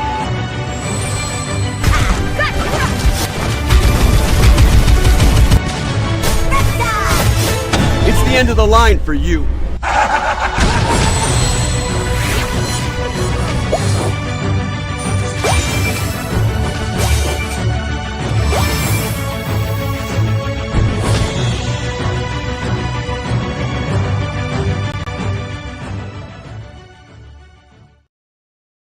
There you go. So that is Nicktoon and the Dice of Destiny. Sort of it's almost like Cult of the Lamb was for kids in some way from what I've seen there. Yeah, I can see what you mean with the style of graphics it's Yeah. gone for there. Yeah. But yeah, this one is an action RPG, so it's going to like reimagine some of your favorite Nicktoon characters into like RPG sort of stereotypes. Like you kind of got SpongeBob's kind of like a nice that focuses on like melee combat, and yeah, you got a few of the other characters in there. And the reason they're all together is there's some dice artifact that's caused them like rip in space and time, and it's caused all the different Nicktoon universes to merge into one. So all the characters are trying to defeat the guardians of these dices of power, so they can restore everything to its natural order and go back to their own individual worlds. Looks all right from what I can tell. Well, I did see one reviewer say that it could get a little bit repetitive. It wasn't particularly challenging. So yeah, it might depend on the type of person who's playing this, whether they care about those sort of things. Probably like younger kids who enjoy the cartoon characters might not be too fussed about that. Might just play for it and enjoy it. But older gamers who are a bit jaded, probably like us, might think, oh, it's going on a bit. Play this a bit too similar. I'll move on to something else. Yeah. So it's I think the enjoyment's probably going to depend on the person, but I think graphic wise it looks pretty decent. Yeah. Characters look good. It's got the voice actors in there as well, which is always good with this sort of stuff. Looks like it's an all right mashup of the Nicktoons characters. Okay. All right, Luke, your thoughts on this one? I'm just trying to work out who it's for, because you're saying like for kids, but I don't know. Do they still make Rugrats and? They do still churn out the odd thing. Yeah, still going, isn't it? Get SpongeBob movies every so often. Well, yeah, SpongeBob and Turtles. I guess they're still doing those. It seems like, I don't know. There was just something about it. Maybe it's the art style, like the cutesy, how to change the characters. They're just something. I don't know. For me, it feel a little bit cheap, and that sort of even the trailer, like when you had the two fairies at the end, you were just so static. So I don't know. Like someone said something about the studio Game Mill. Yeah, I said, and I don't know if that's like I see the quality. So I'm assuming it's not. So yeah, they've not got a good track record. Yeah, probably not much of a budget for it. So yeah, static portraits of the characters, but at least they've got some voice actors in there. Yeah, I think that's the big thing, isn't it? That's what people want, is your voice acting. I mean, you can't criticize graphics, right? Because it could be an amazing game. Like graphics don't make the game. But yeah, there's just something about it. Maybe it is just that you get the sense of that repetitiveness in the trailer a little bit. So yeah, it's not been as interesting as the other things I think we've seen tonight, from my opinion.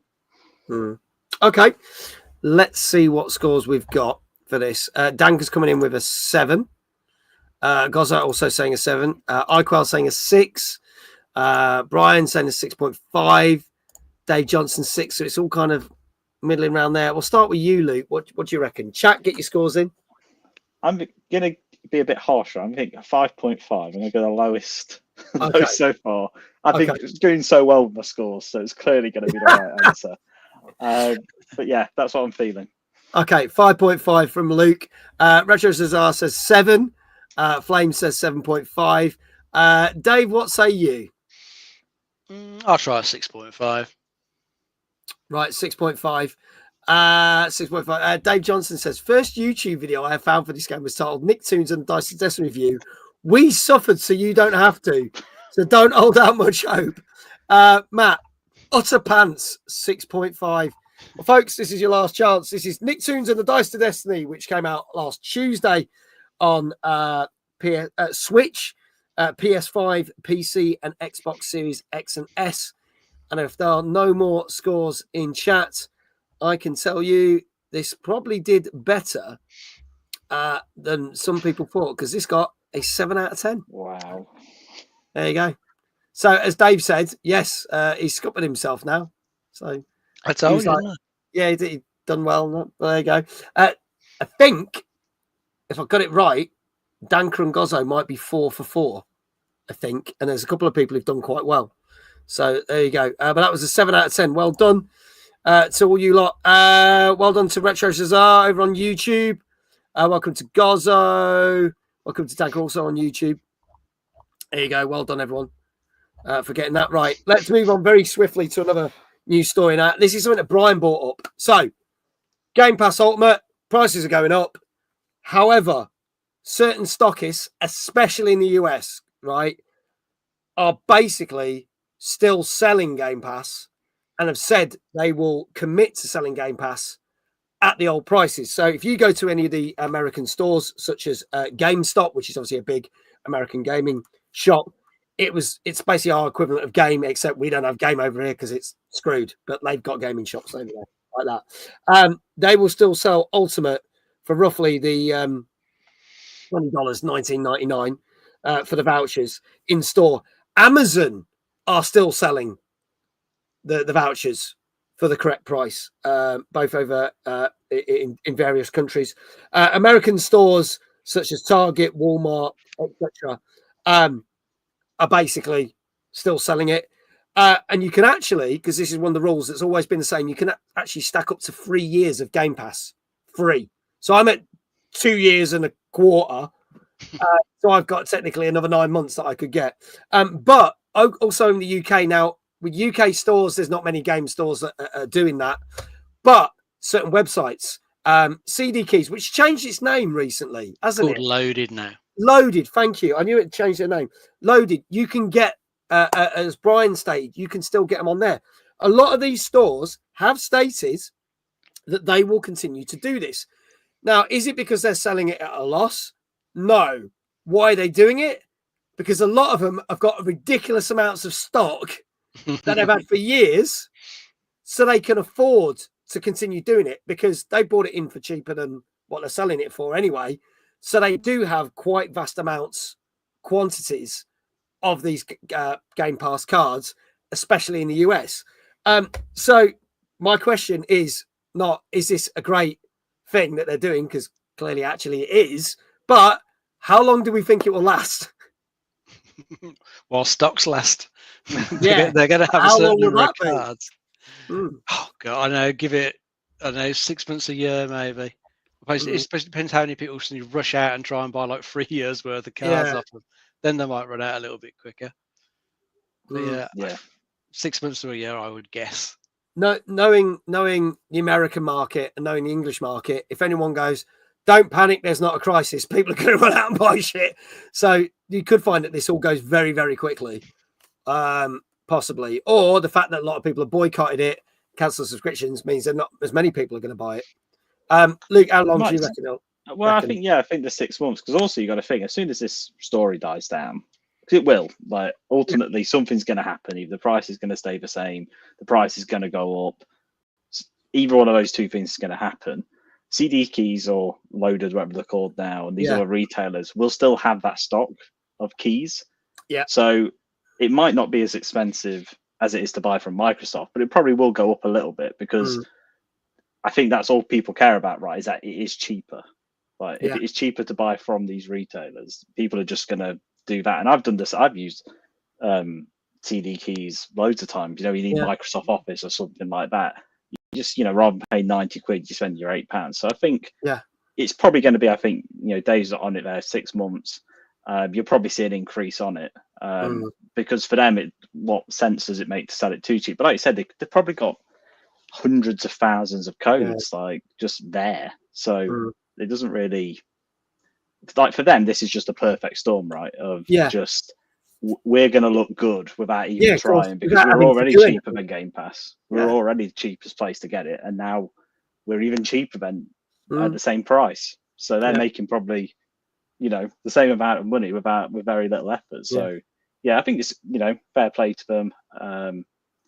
I wonder when, like I said, I think when it dies down, there'll probably be a little increase, and we'll start seeing. I think the shame for the UK is just like we don't have these opportunities as much because we haven't got stores. Like we haven't really got game money. So like 6 months. If you want to go get them now. Is my recommendation. I'm not saying panic buy because for fuck's sake, it'll be like all that petrol shit all over again. But panic buy Xbox Game Pass. Yeah. Oh, we can't get it. But it's worth checking out if you still want to get it and stack it up, because you can stack up to 3 years of Game Pass in advance. So if you want to do it, go get it now while it's still at the old prices. Yeah, that just on that though, that makes it even crazier about the price increase, because if you can stack it. Like they're not going to get that money off you in that year. You know what I mean? Like they won't get that money off you in 3 years if you did the 3 years. You see what? It's so strange. Yeah, it so makes weird. No sense. They're selling themselves short. There you go. And still, we will talk a little bit more Microsoft still a little bit later on this show. But moving on to something, we're moving on to Sony now, because a big game that everyone has been looking forward to, a sequel to the classic game Ghost of Tsushima. This is the game where the devs said, thank God GTA 6 got delayed because this could have really killed us. But I'm sure they will be great. I wouldn't be surprised to see this game in a number of Game of the Year awards, because this came out on Thursday on PlayStation 5, and this is the wonderful Ghost of Yotei. I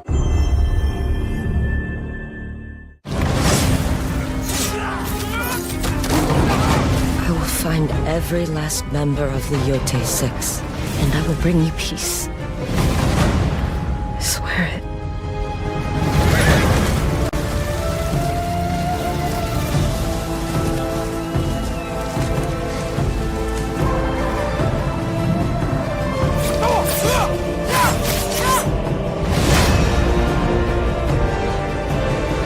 Creatures such as you and I cannot resist the call of revenge.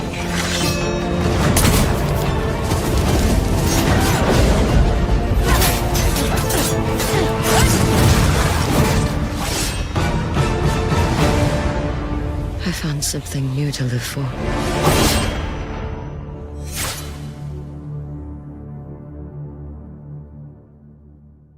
PlayStation. There you go. Ghost of Yotei. Now, I'm going to say this now. We're not covering this game as a live stream because I would be awful at this. And I'd rather say to everyone, watching that. Go. No, it wouldn't be fun for me. Trust me. Go. If you love this game, go watch it. I'm not bashing the game. I just decided it was not going to be a good fit for my channel. But I could see why this is going to be absolutely amazing. And I did have a lot of love and respect for Ghost of Tsushima as well. So you go. Fleabag saying, Ghost of Tsushima was my game of the year when it came out. Fully expect this to follow suit and somehow be even better. Iquel says there will be people who still have bog roll left over from COVID. There probably will be, but there you go. So, Dave, this sequel, it is a sequel, but it isn't because it's set 600 years after, isn't it? The original. Well, about 329 years. Oh, sorry, 329. It's set in the in 1600s Japan. Okay. Yeah. Yeah. So yeah, the thing I read said 329 years. That's probably more accurate. I don't know where I got 600 from. That's probably some other game. Yeah. So well past the time you could drag the protagonist of the previous game out. That's for sure. So you're playing as a new character in this one called Atsu, who is on a mission of revenge. She got left for dead. When she was younger, her family were murdered by a group called the Yotei Six. So she's on a journey to try and find and kill each of those, and that will take you across like a big section of Japan. I think each person in the six is like split into like their own region. So you need to go to each one and do stuff in each one, and then find the person and take them out. And I think they've done some stuff to improve the sort of open world, the exploration of the open world compared to the first game. Because I played a bit of the first game, but I always thought a lot of its side activities looked quite repetitive. It was like the same stuff over and over again. It was kind of reminded me of the sort of standard Ubisoft type open world. But I think they've done a bit in this one to try and improve that. So you'll just find stuff a bit more naturally. I think there's a little bit more, things are a little bit different. It's not the same, exactly the same thing over and over again. So it sounds better in that regard. But they've kept the combat as good as it ever was, because that was one of the main things people loved about the first one. The combat was very good, and you've got the same thing here. So you're going to be using lots of different weapons against different types of enemies, and there's even firearms in this one as well. So it'll be very, very slow loading like rifles and pistols, but you have got them as an option. It's because of the move forward in the time period. Yeah. So it's not just the melee combat; you've got a little bit of range stuff as well with those. So that'll help mix up the combat a bit. And then graphically, this does absolutely astounding. All the stuff I've seen of it looks fantastic. I think especially if you were to play it on PS5 Pro, it looks even better on that one. Still looks good on base PS5, but just looks that little bit better on the Pro. Yeah, stunning looking game. So it's one I'm toying with the idea of perhaps getting at some point. Okay, it's just knowing it's an open world. It's going to take quite a number of hours to get through. Well. Yeah, and there's other stuff that I'm playing at the moment or want to play that's coming out. So it's like I'll try and fit it in at some point because it does look very, very nice. Okay, Luke, your thoughts on this? Beautiful. It looks amazing. Like similar to the last one. It was that again was such a graphically just a treat. But it is that sort of gameplay, like you said. It's a certain type of gameplay you got to like, and a little bit. When you mentioned about like the open world and sort of Metal Gear Solid 5, it is a time commitment, and it's how much you want to really put into the game and you'll get out of it. And it's like, do you want to do side quests? And it's kind of a game like that. You do want to do these things. You do want to make the most of it. And Sony's really been, it's a lot of hits recently. You hear good stuff from Sony. Constantly, these games are coming out, and they're getting a lot of noise. And it feels like it's nice to see something. I know the Ghost of Tsushima was a bit. How many years ago is that now? A few years back now. Is it 5? Was it 2019 or 2020? Right. So it's nice that they're sort of focusing on some of like new IPs again. Where it's not just a Last of Us HD remake or something like that. It's like we're actually making good new games. So yeah, it'll be. I think this will do well. I think, and I wonder about the review because, like you say, someone said it's a bit Kill Bill in the comments, and I was kind of getting that vibe from the trailer of like, going for revenge. So yeah, will that be? Is it a bit too?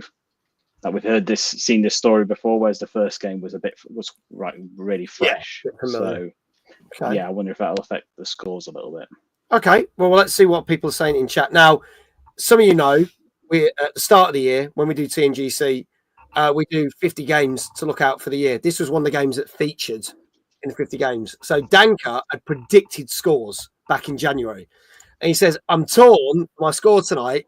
He says, because as the rules of the January prediction, I have to stick to a 9, but I feel it could be an 8.5. So we'll have to see whether he got it right when he guessed it back in January. UKGN, Brian says, not played it yet myself at 8.5.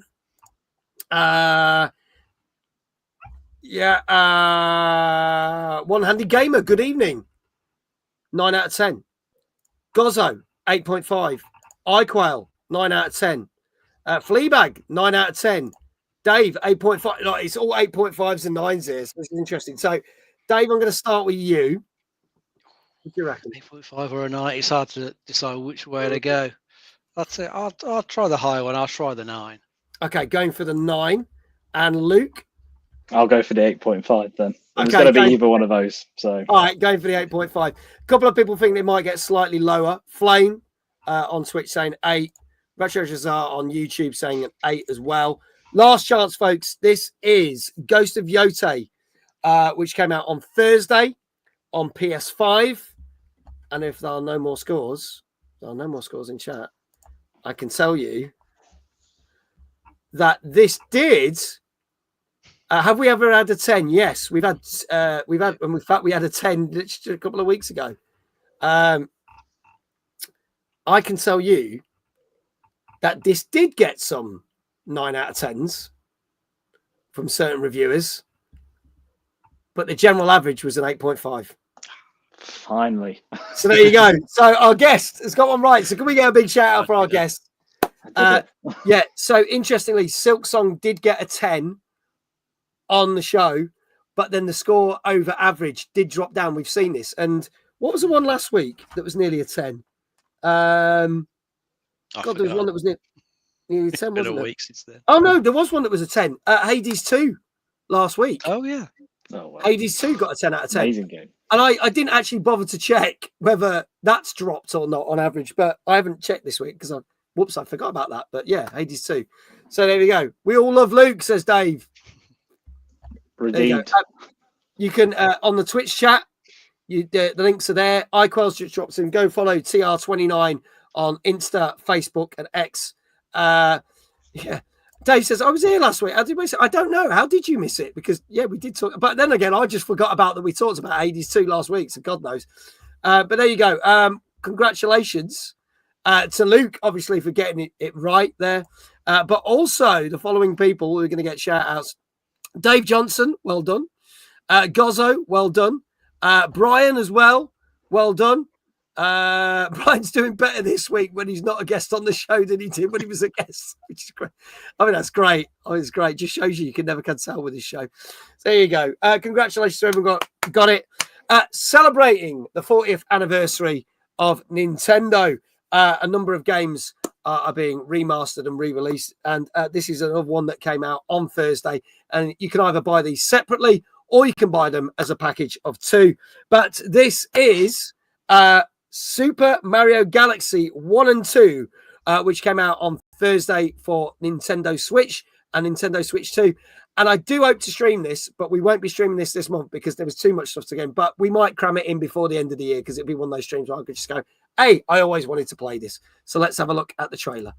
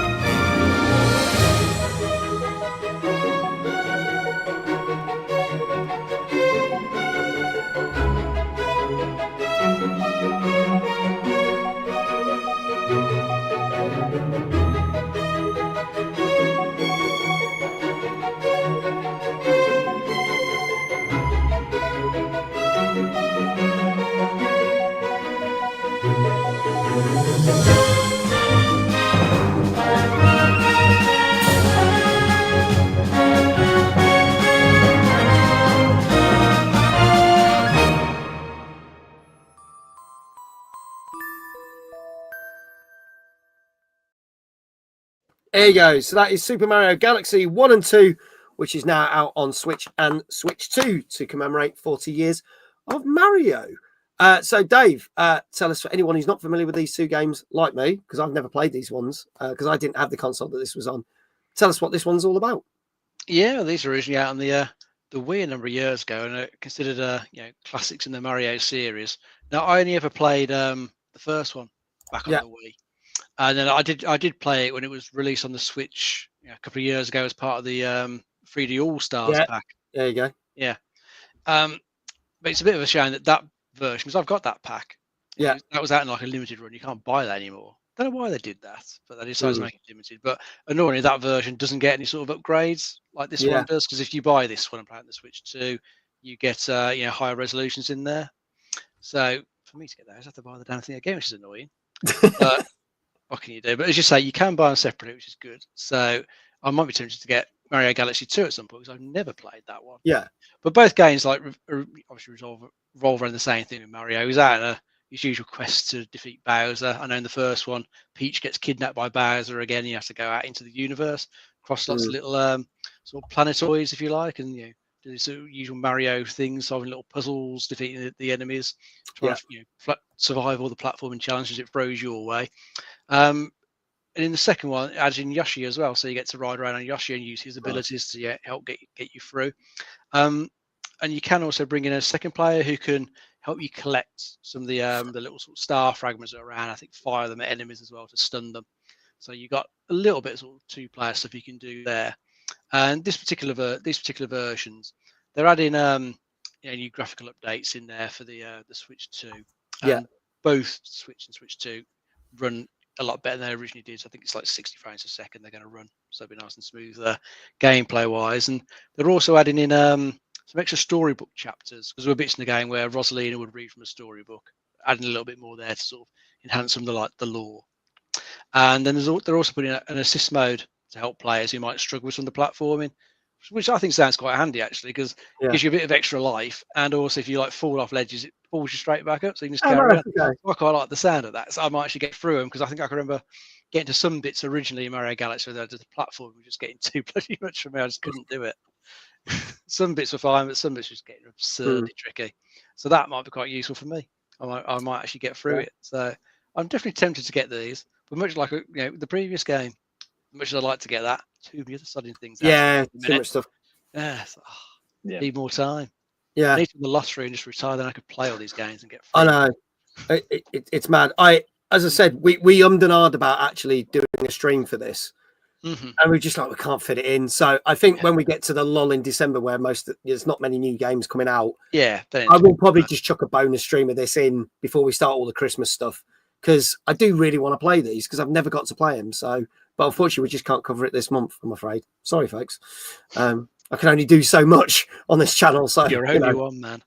Yeah, I'm only one man, and I only get so many games thrown at my head to cover every month, so it's difficult. Luke, did you play the originals when they were out? I didn't play the originals, but they're very highly acclaimed. Like they were saying, like these were probably the best games on the Wii. Yes. And there was that confusion at the time when they did the Super Mario anniversary collection. Like, why wasn't Galaxy 2 included? Because if they could make Galaxy work, where was 2? Because it's all the same console. Essentially, a Wii's just a more powerful GameCube. So it's like, where is it? So and I think we've been kind of waiting for this announcement, like, because we all knew if they were like you were saying, Dave, like the fact they did a very weird short release of the collection, and everyone was like, well, why would you do that? And I think someone in the chat said it there. It's like, because we'll all buy it again. Yeah, we'll just buy them again because it's got 2 now, and that they're going to be good games. Nintendo don't really drop the ball that often. So I think it's it will do crazy well. Of course, it's going to do well, but it's interesting that this isn't limited. So what is it like? It's weird. I don't know why they did it for the previous pack. No, there's really no need to. Yeah, I will say the people that have got obviously with the pack that did come, and they're a bit like, bit disappointed that the second one. At least you've got the option that if you think, well, I'll keep that because I've already got that, you can just buy the second one separately digitally. So at least that's something you're not bundled with it in that respect. So I kind of see what they've done, but still, I'm still a bit like, yeah, it was a bit weird they didn't include it in the first place. But there you go. Danka came up with a suggestion saying might be good to do it for the night before the Game Awards start. Yeah, because we do a stream for the Game Awards, and then we have to do the Game Awards stream, which is like from past midnight till 4 a.m. So might be good to go in Mario to keep me awake. So that sounds like a good idea if we can't fit it in November. So we'll see what happens. Chat, get your scores in now. This is Super Mario Galaxy 1 and 2. We are reviewing this as a whole because it's a package. For Switch and Switch 2, which came out last Thursday. Dave Johnson saying an 8.5. Danka saying a 9. Gozzo saying a 9. Get your scores in now. Retro Shazar saying an 8. Flame saying 8.5. Luke, I'll start with you. What do you reckon? I'm going to go a bit low, only because of that reasoning we were just discussing about. Yeah. You know, it could have come out earlier. It's another repackage of a set of games. I'm going to say probably a 7.5. They're going to be amazing. I know these are very highly rated games, but yeah, I'm thinking, yeah, we've been here before kind of thing. Okay, yeah. So, okay, 7.5 from Luke. Dave, what do you reckon to this one? I'm going to go for, I think I'll try an 8.5. 8.5. Okay. Quite a lot of people going for 8.5. Brian saying probably a 9, but then Fleabag and iQuell both agreeing with you, Dave, saying 8.5. Your last chance, folks. Super Mario Galaxy 1 and 2 on Switch and Switch 2. And if there are no more other guesses in chat, I find this a little bit odd because I'm kind of where Danka was, that I would have thought that Ghost of Yotei would get a 9 out of 10, and he got an 8.5. But then this collection got a 9 out of 10. So I know they're great games, but I was kind of a bit like, I'm quite surprised by that. iQuell said the price point might knock it down a bit. It didn't. It got a 9 out of 10 on average. So there you go. There you go. There you go. So well, you already had 2 games which were highly rated, though, right? So yeah, you're sort of basically going, here's 2 9s in one package. Yeah, there you go. See, and interestingly, Computer Club Matt came in a bit late and was like, it's going to be a 7.5, and went, oh no, it's a 9. So I think it's surprised Matt there. But well done to everyone who got a 9. Brian got a 9 there. Who else got a 9? Gozzo and Danka. So they're doing very well. They're doing very well. We're going to swiftly move on because we haven't got long. So I'm going to kind of just skim this story, and then we're going to get to the last couple of games. So with everything going on with Xbox and Microsoft this week, Microsoft have still said that they are committed to making hardware for the next gen, because there was rumors they were going to stop doing that, right? But there's a couple of factors that I want to bring into here, which I find that's interesting. They have put up the prices of their consoles twice this year. Twice, okay? Then we've got the whole Game Pass malarkey that's happened this week. And then obviously next week, I think, if it's back end of next week, we get the new Rogue Ally X and the Rogue Ally consoles, handheld consoles, which the one is nearly like 800 quid, I think. It's about 800 quid, isn't it? It's really expensive. That's right. Yeah, really expensive. And it's not actually a proper Microsoft product because it's made... No, it's third party. AMD. Yeah, AMD, which ironically we are sponsored by. So thank you to them. Not that they're giving me a Rogue Ally. I wish that would been amazing. But you know, I can't see those doing well because they're so expensive. I find really expensive compared to a Switch 2 or a Steam Deck, because some people are saying you can get a Steam Deck for 200 quid these days. So I'm a bit like, but talking of stuff, no, I lied there. It's not AMD. It's Asus. It'll be AMD chip inside. Yes. So Asus, right, are doing the Rogue Ally and everything. But the reason they've said they are committed and people think that they are committed is because they have done a new strategic agreement with AMD for the next Xbox console. Sorry, I'm getting my notes mixed up because I'm just glancing. So,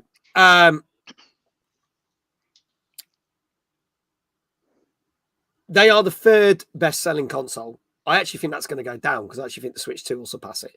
But at the moment, as we know, as we've talked about in the show, number one selling console is PS5. Number two is the original Switch. And then you've got Xbox Series X and S. So it's not done well. But they say they are committing themselves to this. But I'm kind of fine. I feel like you're committing yourselves to career suicide at the moment with what they're doing. Dank is saying that the £800 one has apparently been selling out. Maybe it will, but I can't. I don't know.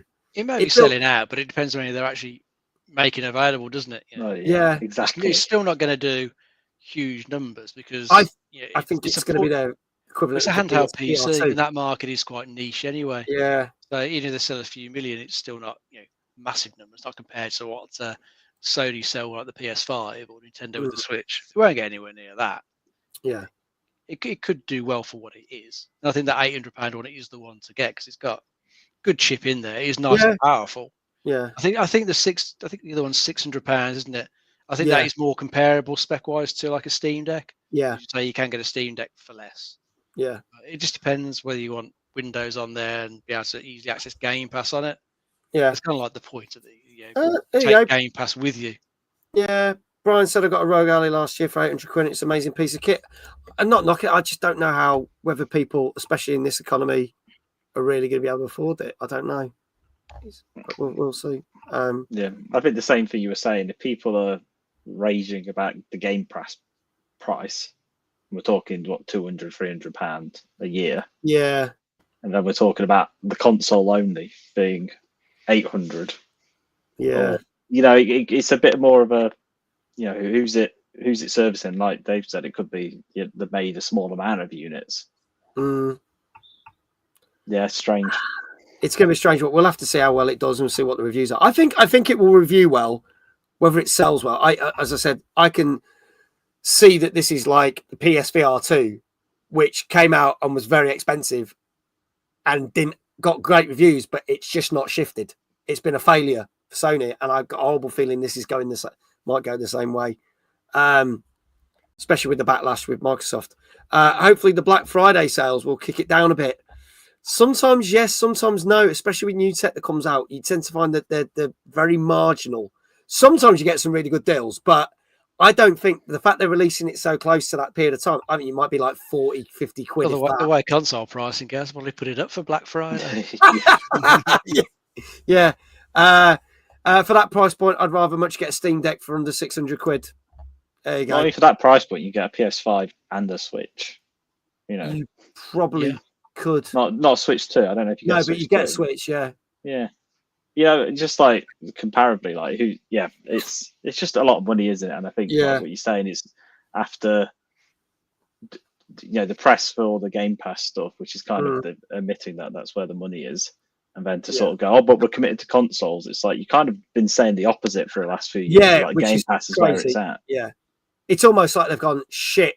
We fucked up with Game Pass, so we need something to make it sound like we're still in the running. Maybe I don't. We'll see. Let's swiftly move on. We're going to have to hammer through these. I'm going to do both of these. Dave was like, maybe we should skip the last one, but I'm going to hammer through these. So we're going to do this nice and quick. This is our next game. This came out on Friday. This is the one that I know Dave Johnson is very excited for. But this is the new Digimon Story game. This is Time Stranger, which came out on PS5, Xbox Series X, and PC. Let's have a look at the trailer for this one. Peggy 12. Agent, your mission is to find the cause of these anomalies.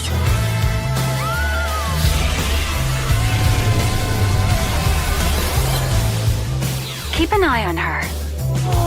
We're actually in the digital world! Does everything lead back to them? They're a new investigation partner. Others are hunting these anomalies. More Digimon?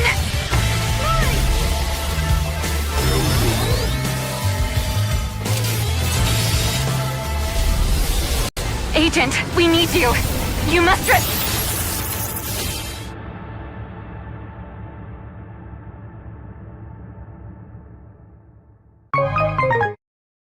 There you go. That's a wonderful Bandai Namco sound that we've come to love that they brought in this year. Tried the demo and will be bought later down the line. It is good. There you go. Dave, give us a very quick synopsis on this one, please. Yeah, I mean, I don't know a huge amount about Digimon, but from what I was reading about this one, there's some sort of time anomalies causing issues between the real and the digital worlds, and you're playing as an agent who has to go into the digital world and try and sort out the issue. You'll get to pick various Digimon to help you out, and you'll be playing it as it's turn-based combat in this one. So you're picking various Digimon to help you out in the battles. That's kind of as much as I know about it.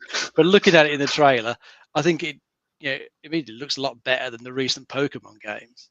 Especially graphic-wise, definitely looks a lot better than those. And I think Digimon is actually still pretty big. It's still a big popular franchise. I don't know how big compared to Pokemon, but it's been going a hell of a long time. Yeah, done many games. This is yet another one, so it's probably going to do very well with the fans. So I would expect that they'll be looking forward to it. They'll enjoy it. From what I can tell, it looks okay. But I don't know much about Digimon. Yeah, I think this would be. I can see it's being. As I very quickly said, there was a certain game site that I can get certain games from. This had sold out within a day of it going on sale, which shows you how popular this was. So I didn't realise how popular this is. Luke, very quick opinion on this one. Yeah. Well, there's a couple of Digimon, so I do know a bit about it. Hey! This is War Greymon, so they should be in the background somewhere. But I think it looks very much like all the other Digimon games they've released of a similar ilk, very sort of similar sort of style, same use of models, a bit like they do in Pokemon. I'm surprised that it's been so popular. I think definitely worldwide, like I think more in Eastern countries, like Digimon is still huge, like the biggest thing. They're still making the Tamagotchi type stuff in the UK. It's still a massive thing. So I think it'll be decent enough. It'll be over 40 hours. It'll be a grind to sort of get to the Digimon you want. But I'm sure it'll do well. Okay.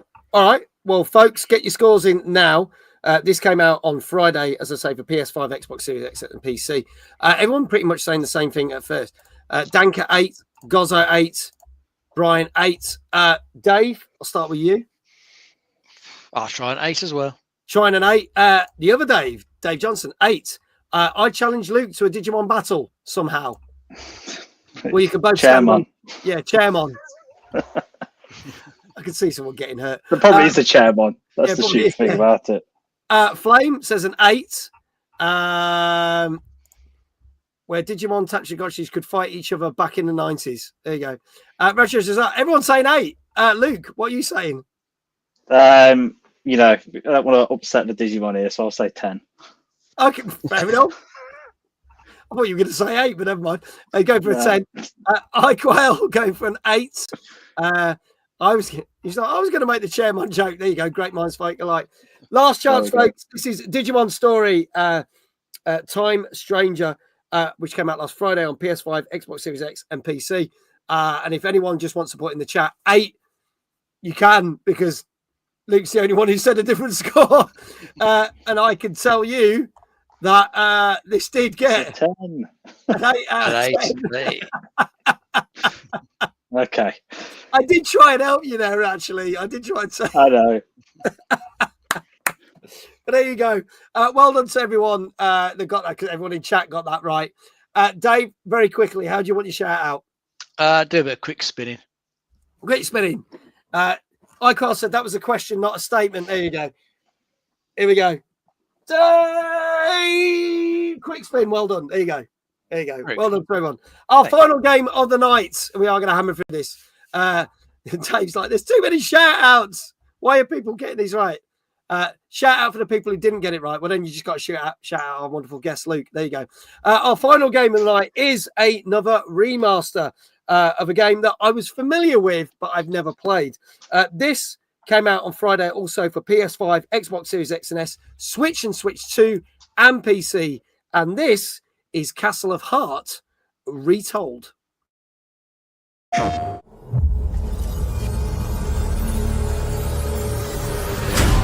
The legend speaks of a servant of the Black God who cursed a noble warrior into stone. and imprisoned the last priestess of the goddess Makash.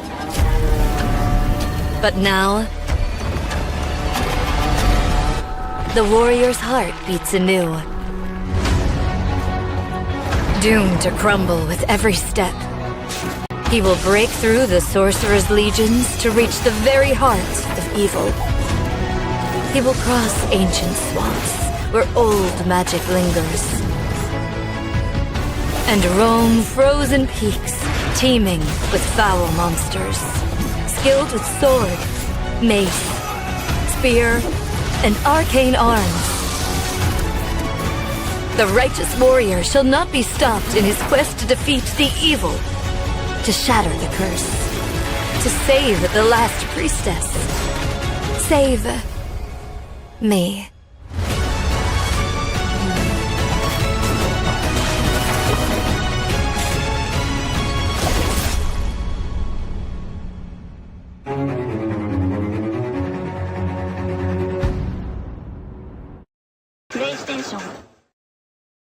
There you go. Castle of Heart Retold, our final game of the night. I remember this, but never played this. So for anyone who's not familiar with it, Dave. I don't remember it and never played Oh, it. oh No, okay. don't remember it at all. So yeah, interesting to see that they've done a remake of it. Yeah. It sounds like it's a pretty decent remake though compared to what it was originally. So they, as well as just improved the general performance and the graphics, they've improved the sort of gameplay as well, and I think they've changed bits of the story to improve that. So combat will be a lot better. They've improved like traversal and stuff like that. So it's a much better playing game than it was. It got an interesting mechanic though, where your character will turn to stone if you don't keep progressing through the level and attacking enemies. Yeah, that's quite cool. And I've seen one of the reviewers sort of compare it to like older action platforms like I think Ghosts and Goblins. So that Yes. sort of fast-paced action Yeah. platform. So could be quite good fun. There's a bit of a sort of change of pace from what we usually get. It's nice not to have another rogue like in the lineup. Yeah, cool. About 2 or 3 last week. So this one was just like harking back to a bit of old school action platforming gameplay, which looks like it could be good fun. It looks like they've done a decent update to this one compared to what it was originally. Yeah. Luke, your thoughts? Similar. It reminds me of Castlevania. Those older classic side-scrolling sort of games. I think it. At first, I wasn't sure about the trailer. I was like, "What is this game?" And then, when it got into the gameplay, I was like, "Actually, it looks pretty good." And I think, the element of that sort of time aspect to it. So the quicker you are, the better you're going to be towards the end when you get to the boss fights where it really counts. So I think, it's just something, like you say, it felt, even though it's a remake, it felt fresh. There's a lot of the same stuff coming out. So I think it'll probably be quite a good game to pick up, play for a little bit. Yeah. Okay, let's see what the chat's saying. Dave says this game doesn't have enough chairs in it or Digimon, so it's a 6 out of 10.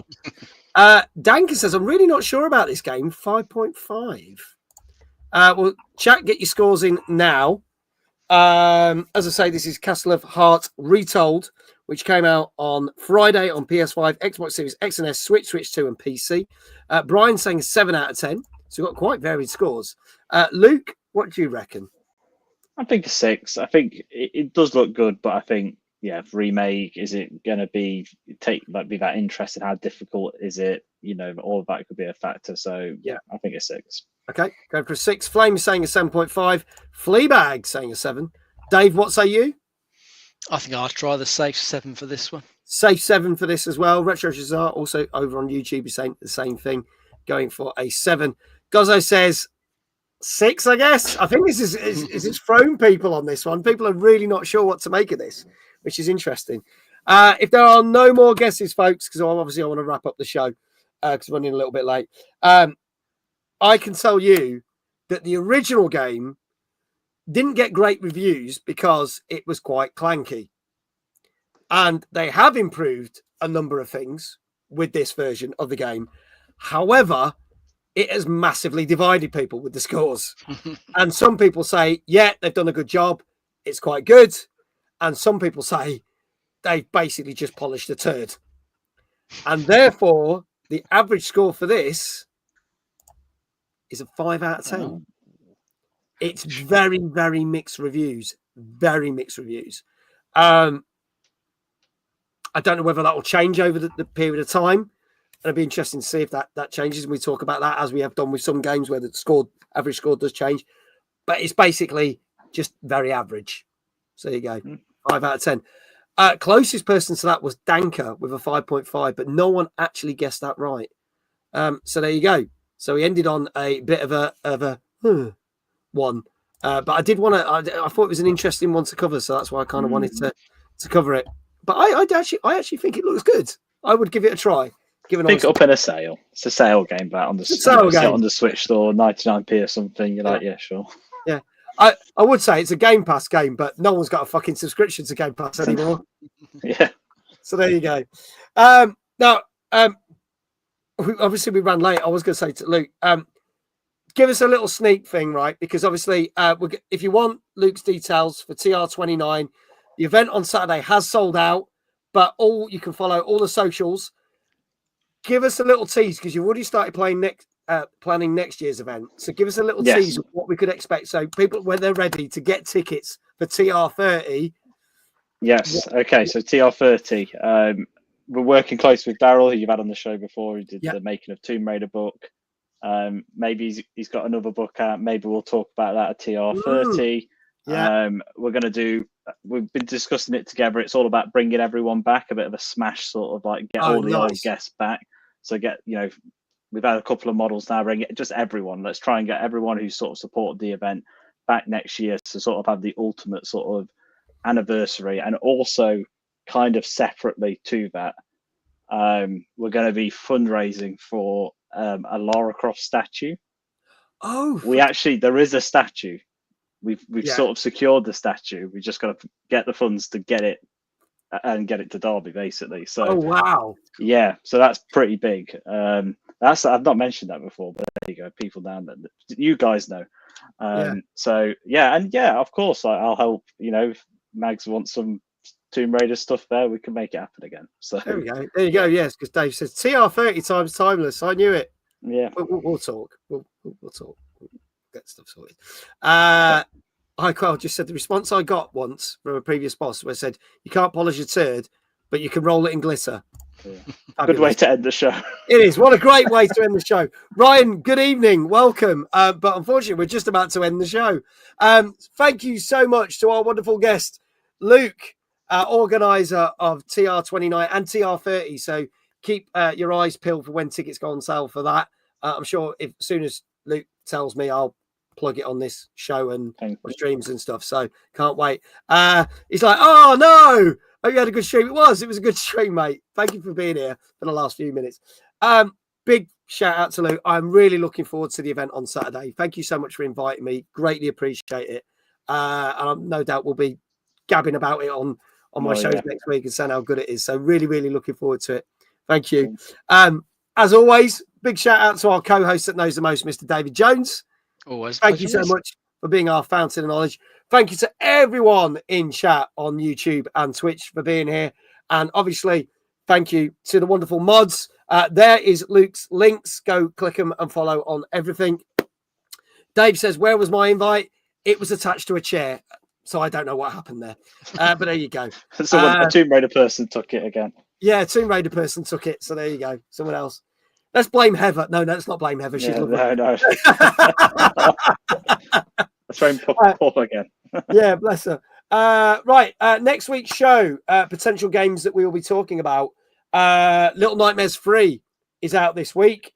Battlefield 6 is out this week. And there's some other stuff which me and Dave will figure out what we're going to be talking about. So we've got more of that. Our guests next week, we've got 3 of them. We've got the lads from Unofficial Controller Podcast on. Now, we've had different members of that show as different separate guests, but we've never had all 3 of them on the show together. So we're going to have them there on the show, our guests next week. So tune in for TNGC at 9 p.m. on YouTube and Twitch. We are going to go do a raid on Twitch. Thank you to everyone on YouTube. The stream will just end. Tomorrow night, we are doing a very special 30th anniversary of You Don't Know Jack. If people don't know, the Jackbox game You Don't Know Jack is celebrating 30 years, and we are doing a special stream, and we will be giving copies of the game away. Jackbox have sent me some more prizes. It's going to be great. Tune in at 8:30 on TikTok and Twitch for that. And as promised, because we didn't manage to fit it in, and we talked about it on last week's show, Thursday night stream starting at 9, not 8:30, starting at 9 on Thursday on TikTok. Silent Hill F. I will give my opinion on this because I've been wanting to play this. So Silent Hill F will be playing on Thursday.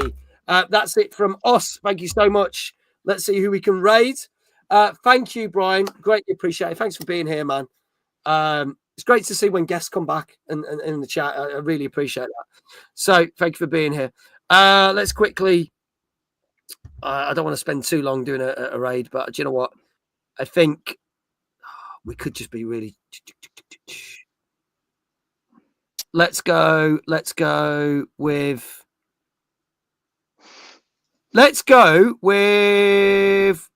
my mate Tiff. Because again, she's not been on for a couple of weeks. So she is streaming. Oh, she's doing some arts and crafts. There you go, something a bit different. Cool. We'll go say hello to her. She hasn't been on for a couple of weeks. So let's go and make that raid. So everyone over on Twitch, you'll be raided over to Tiff. And everyone else on YouTube, it will just end. So sorry about that. It's just the way it works. And that's it from us. Thank you so much. I'm going to press this button. Well, we'll do all the wave. Thank you again to everyone for being here. That's the end of the show. Thank you so much. Good night. Take care. Bye. I'm down to 5.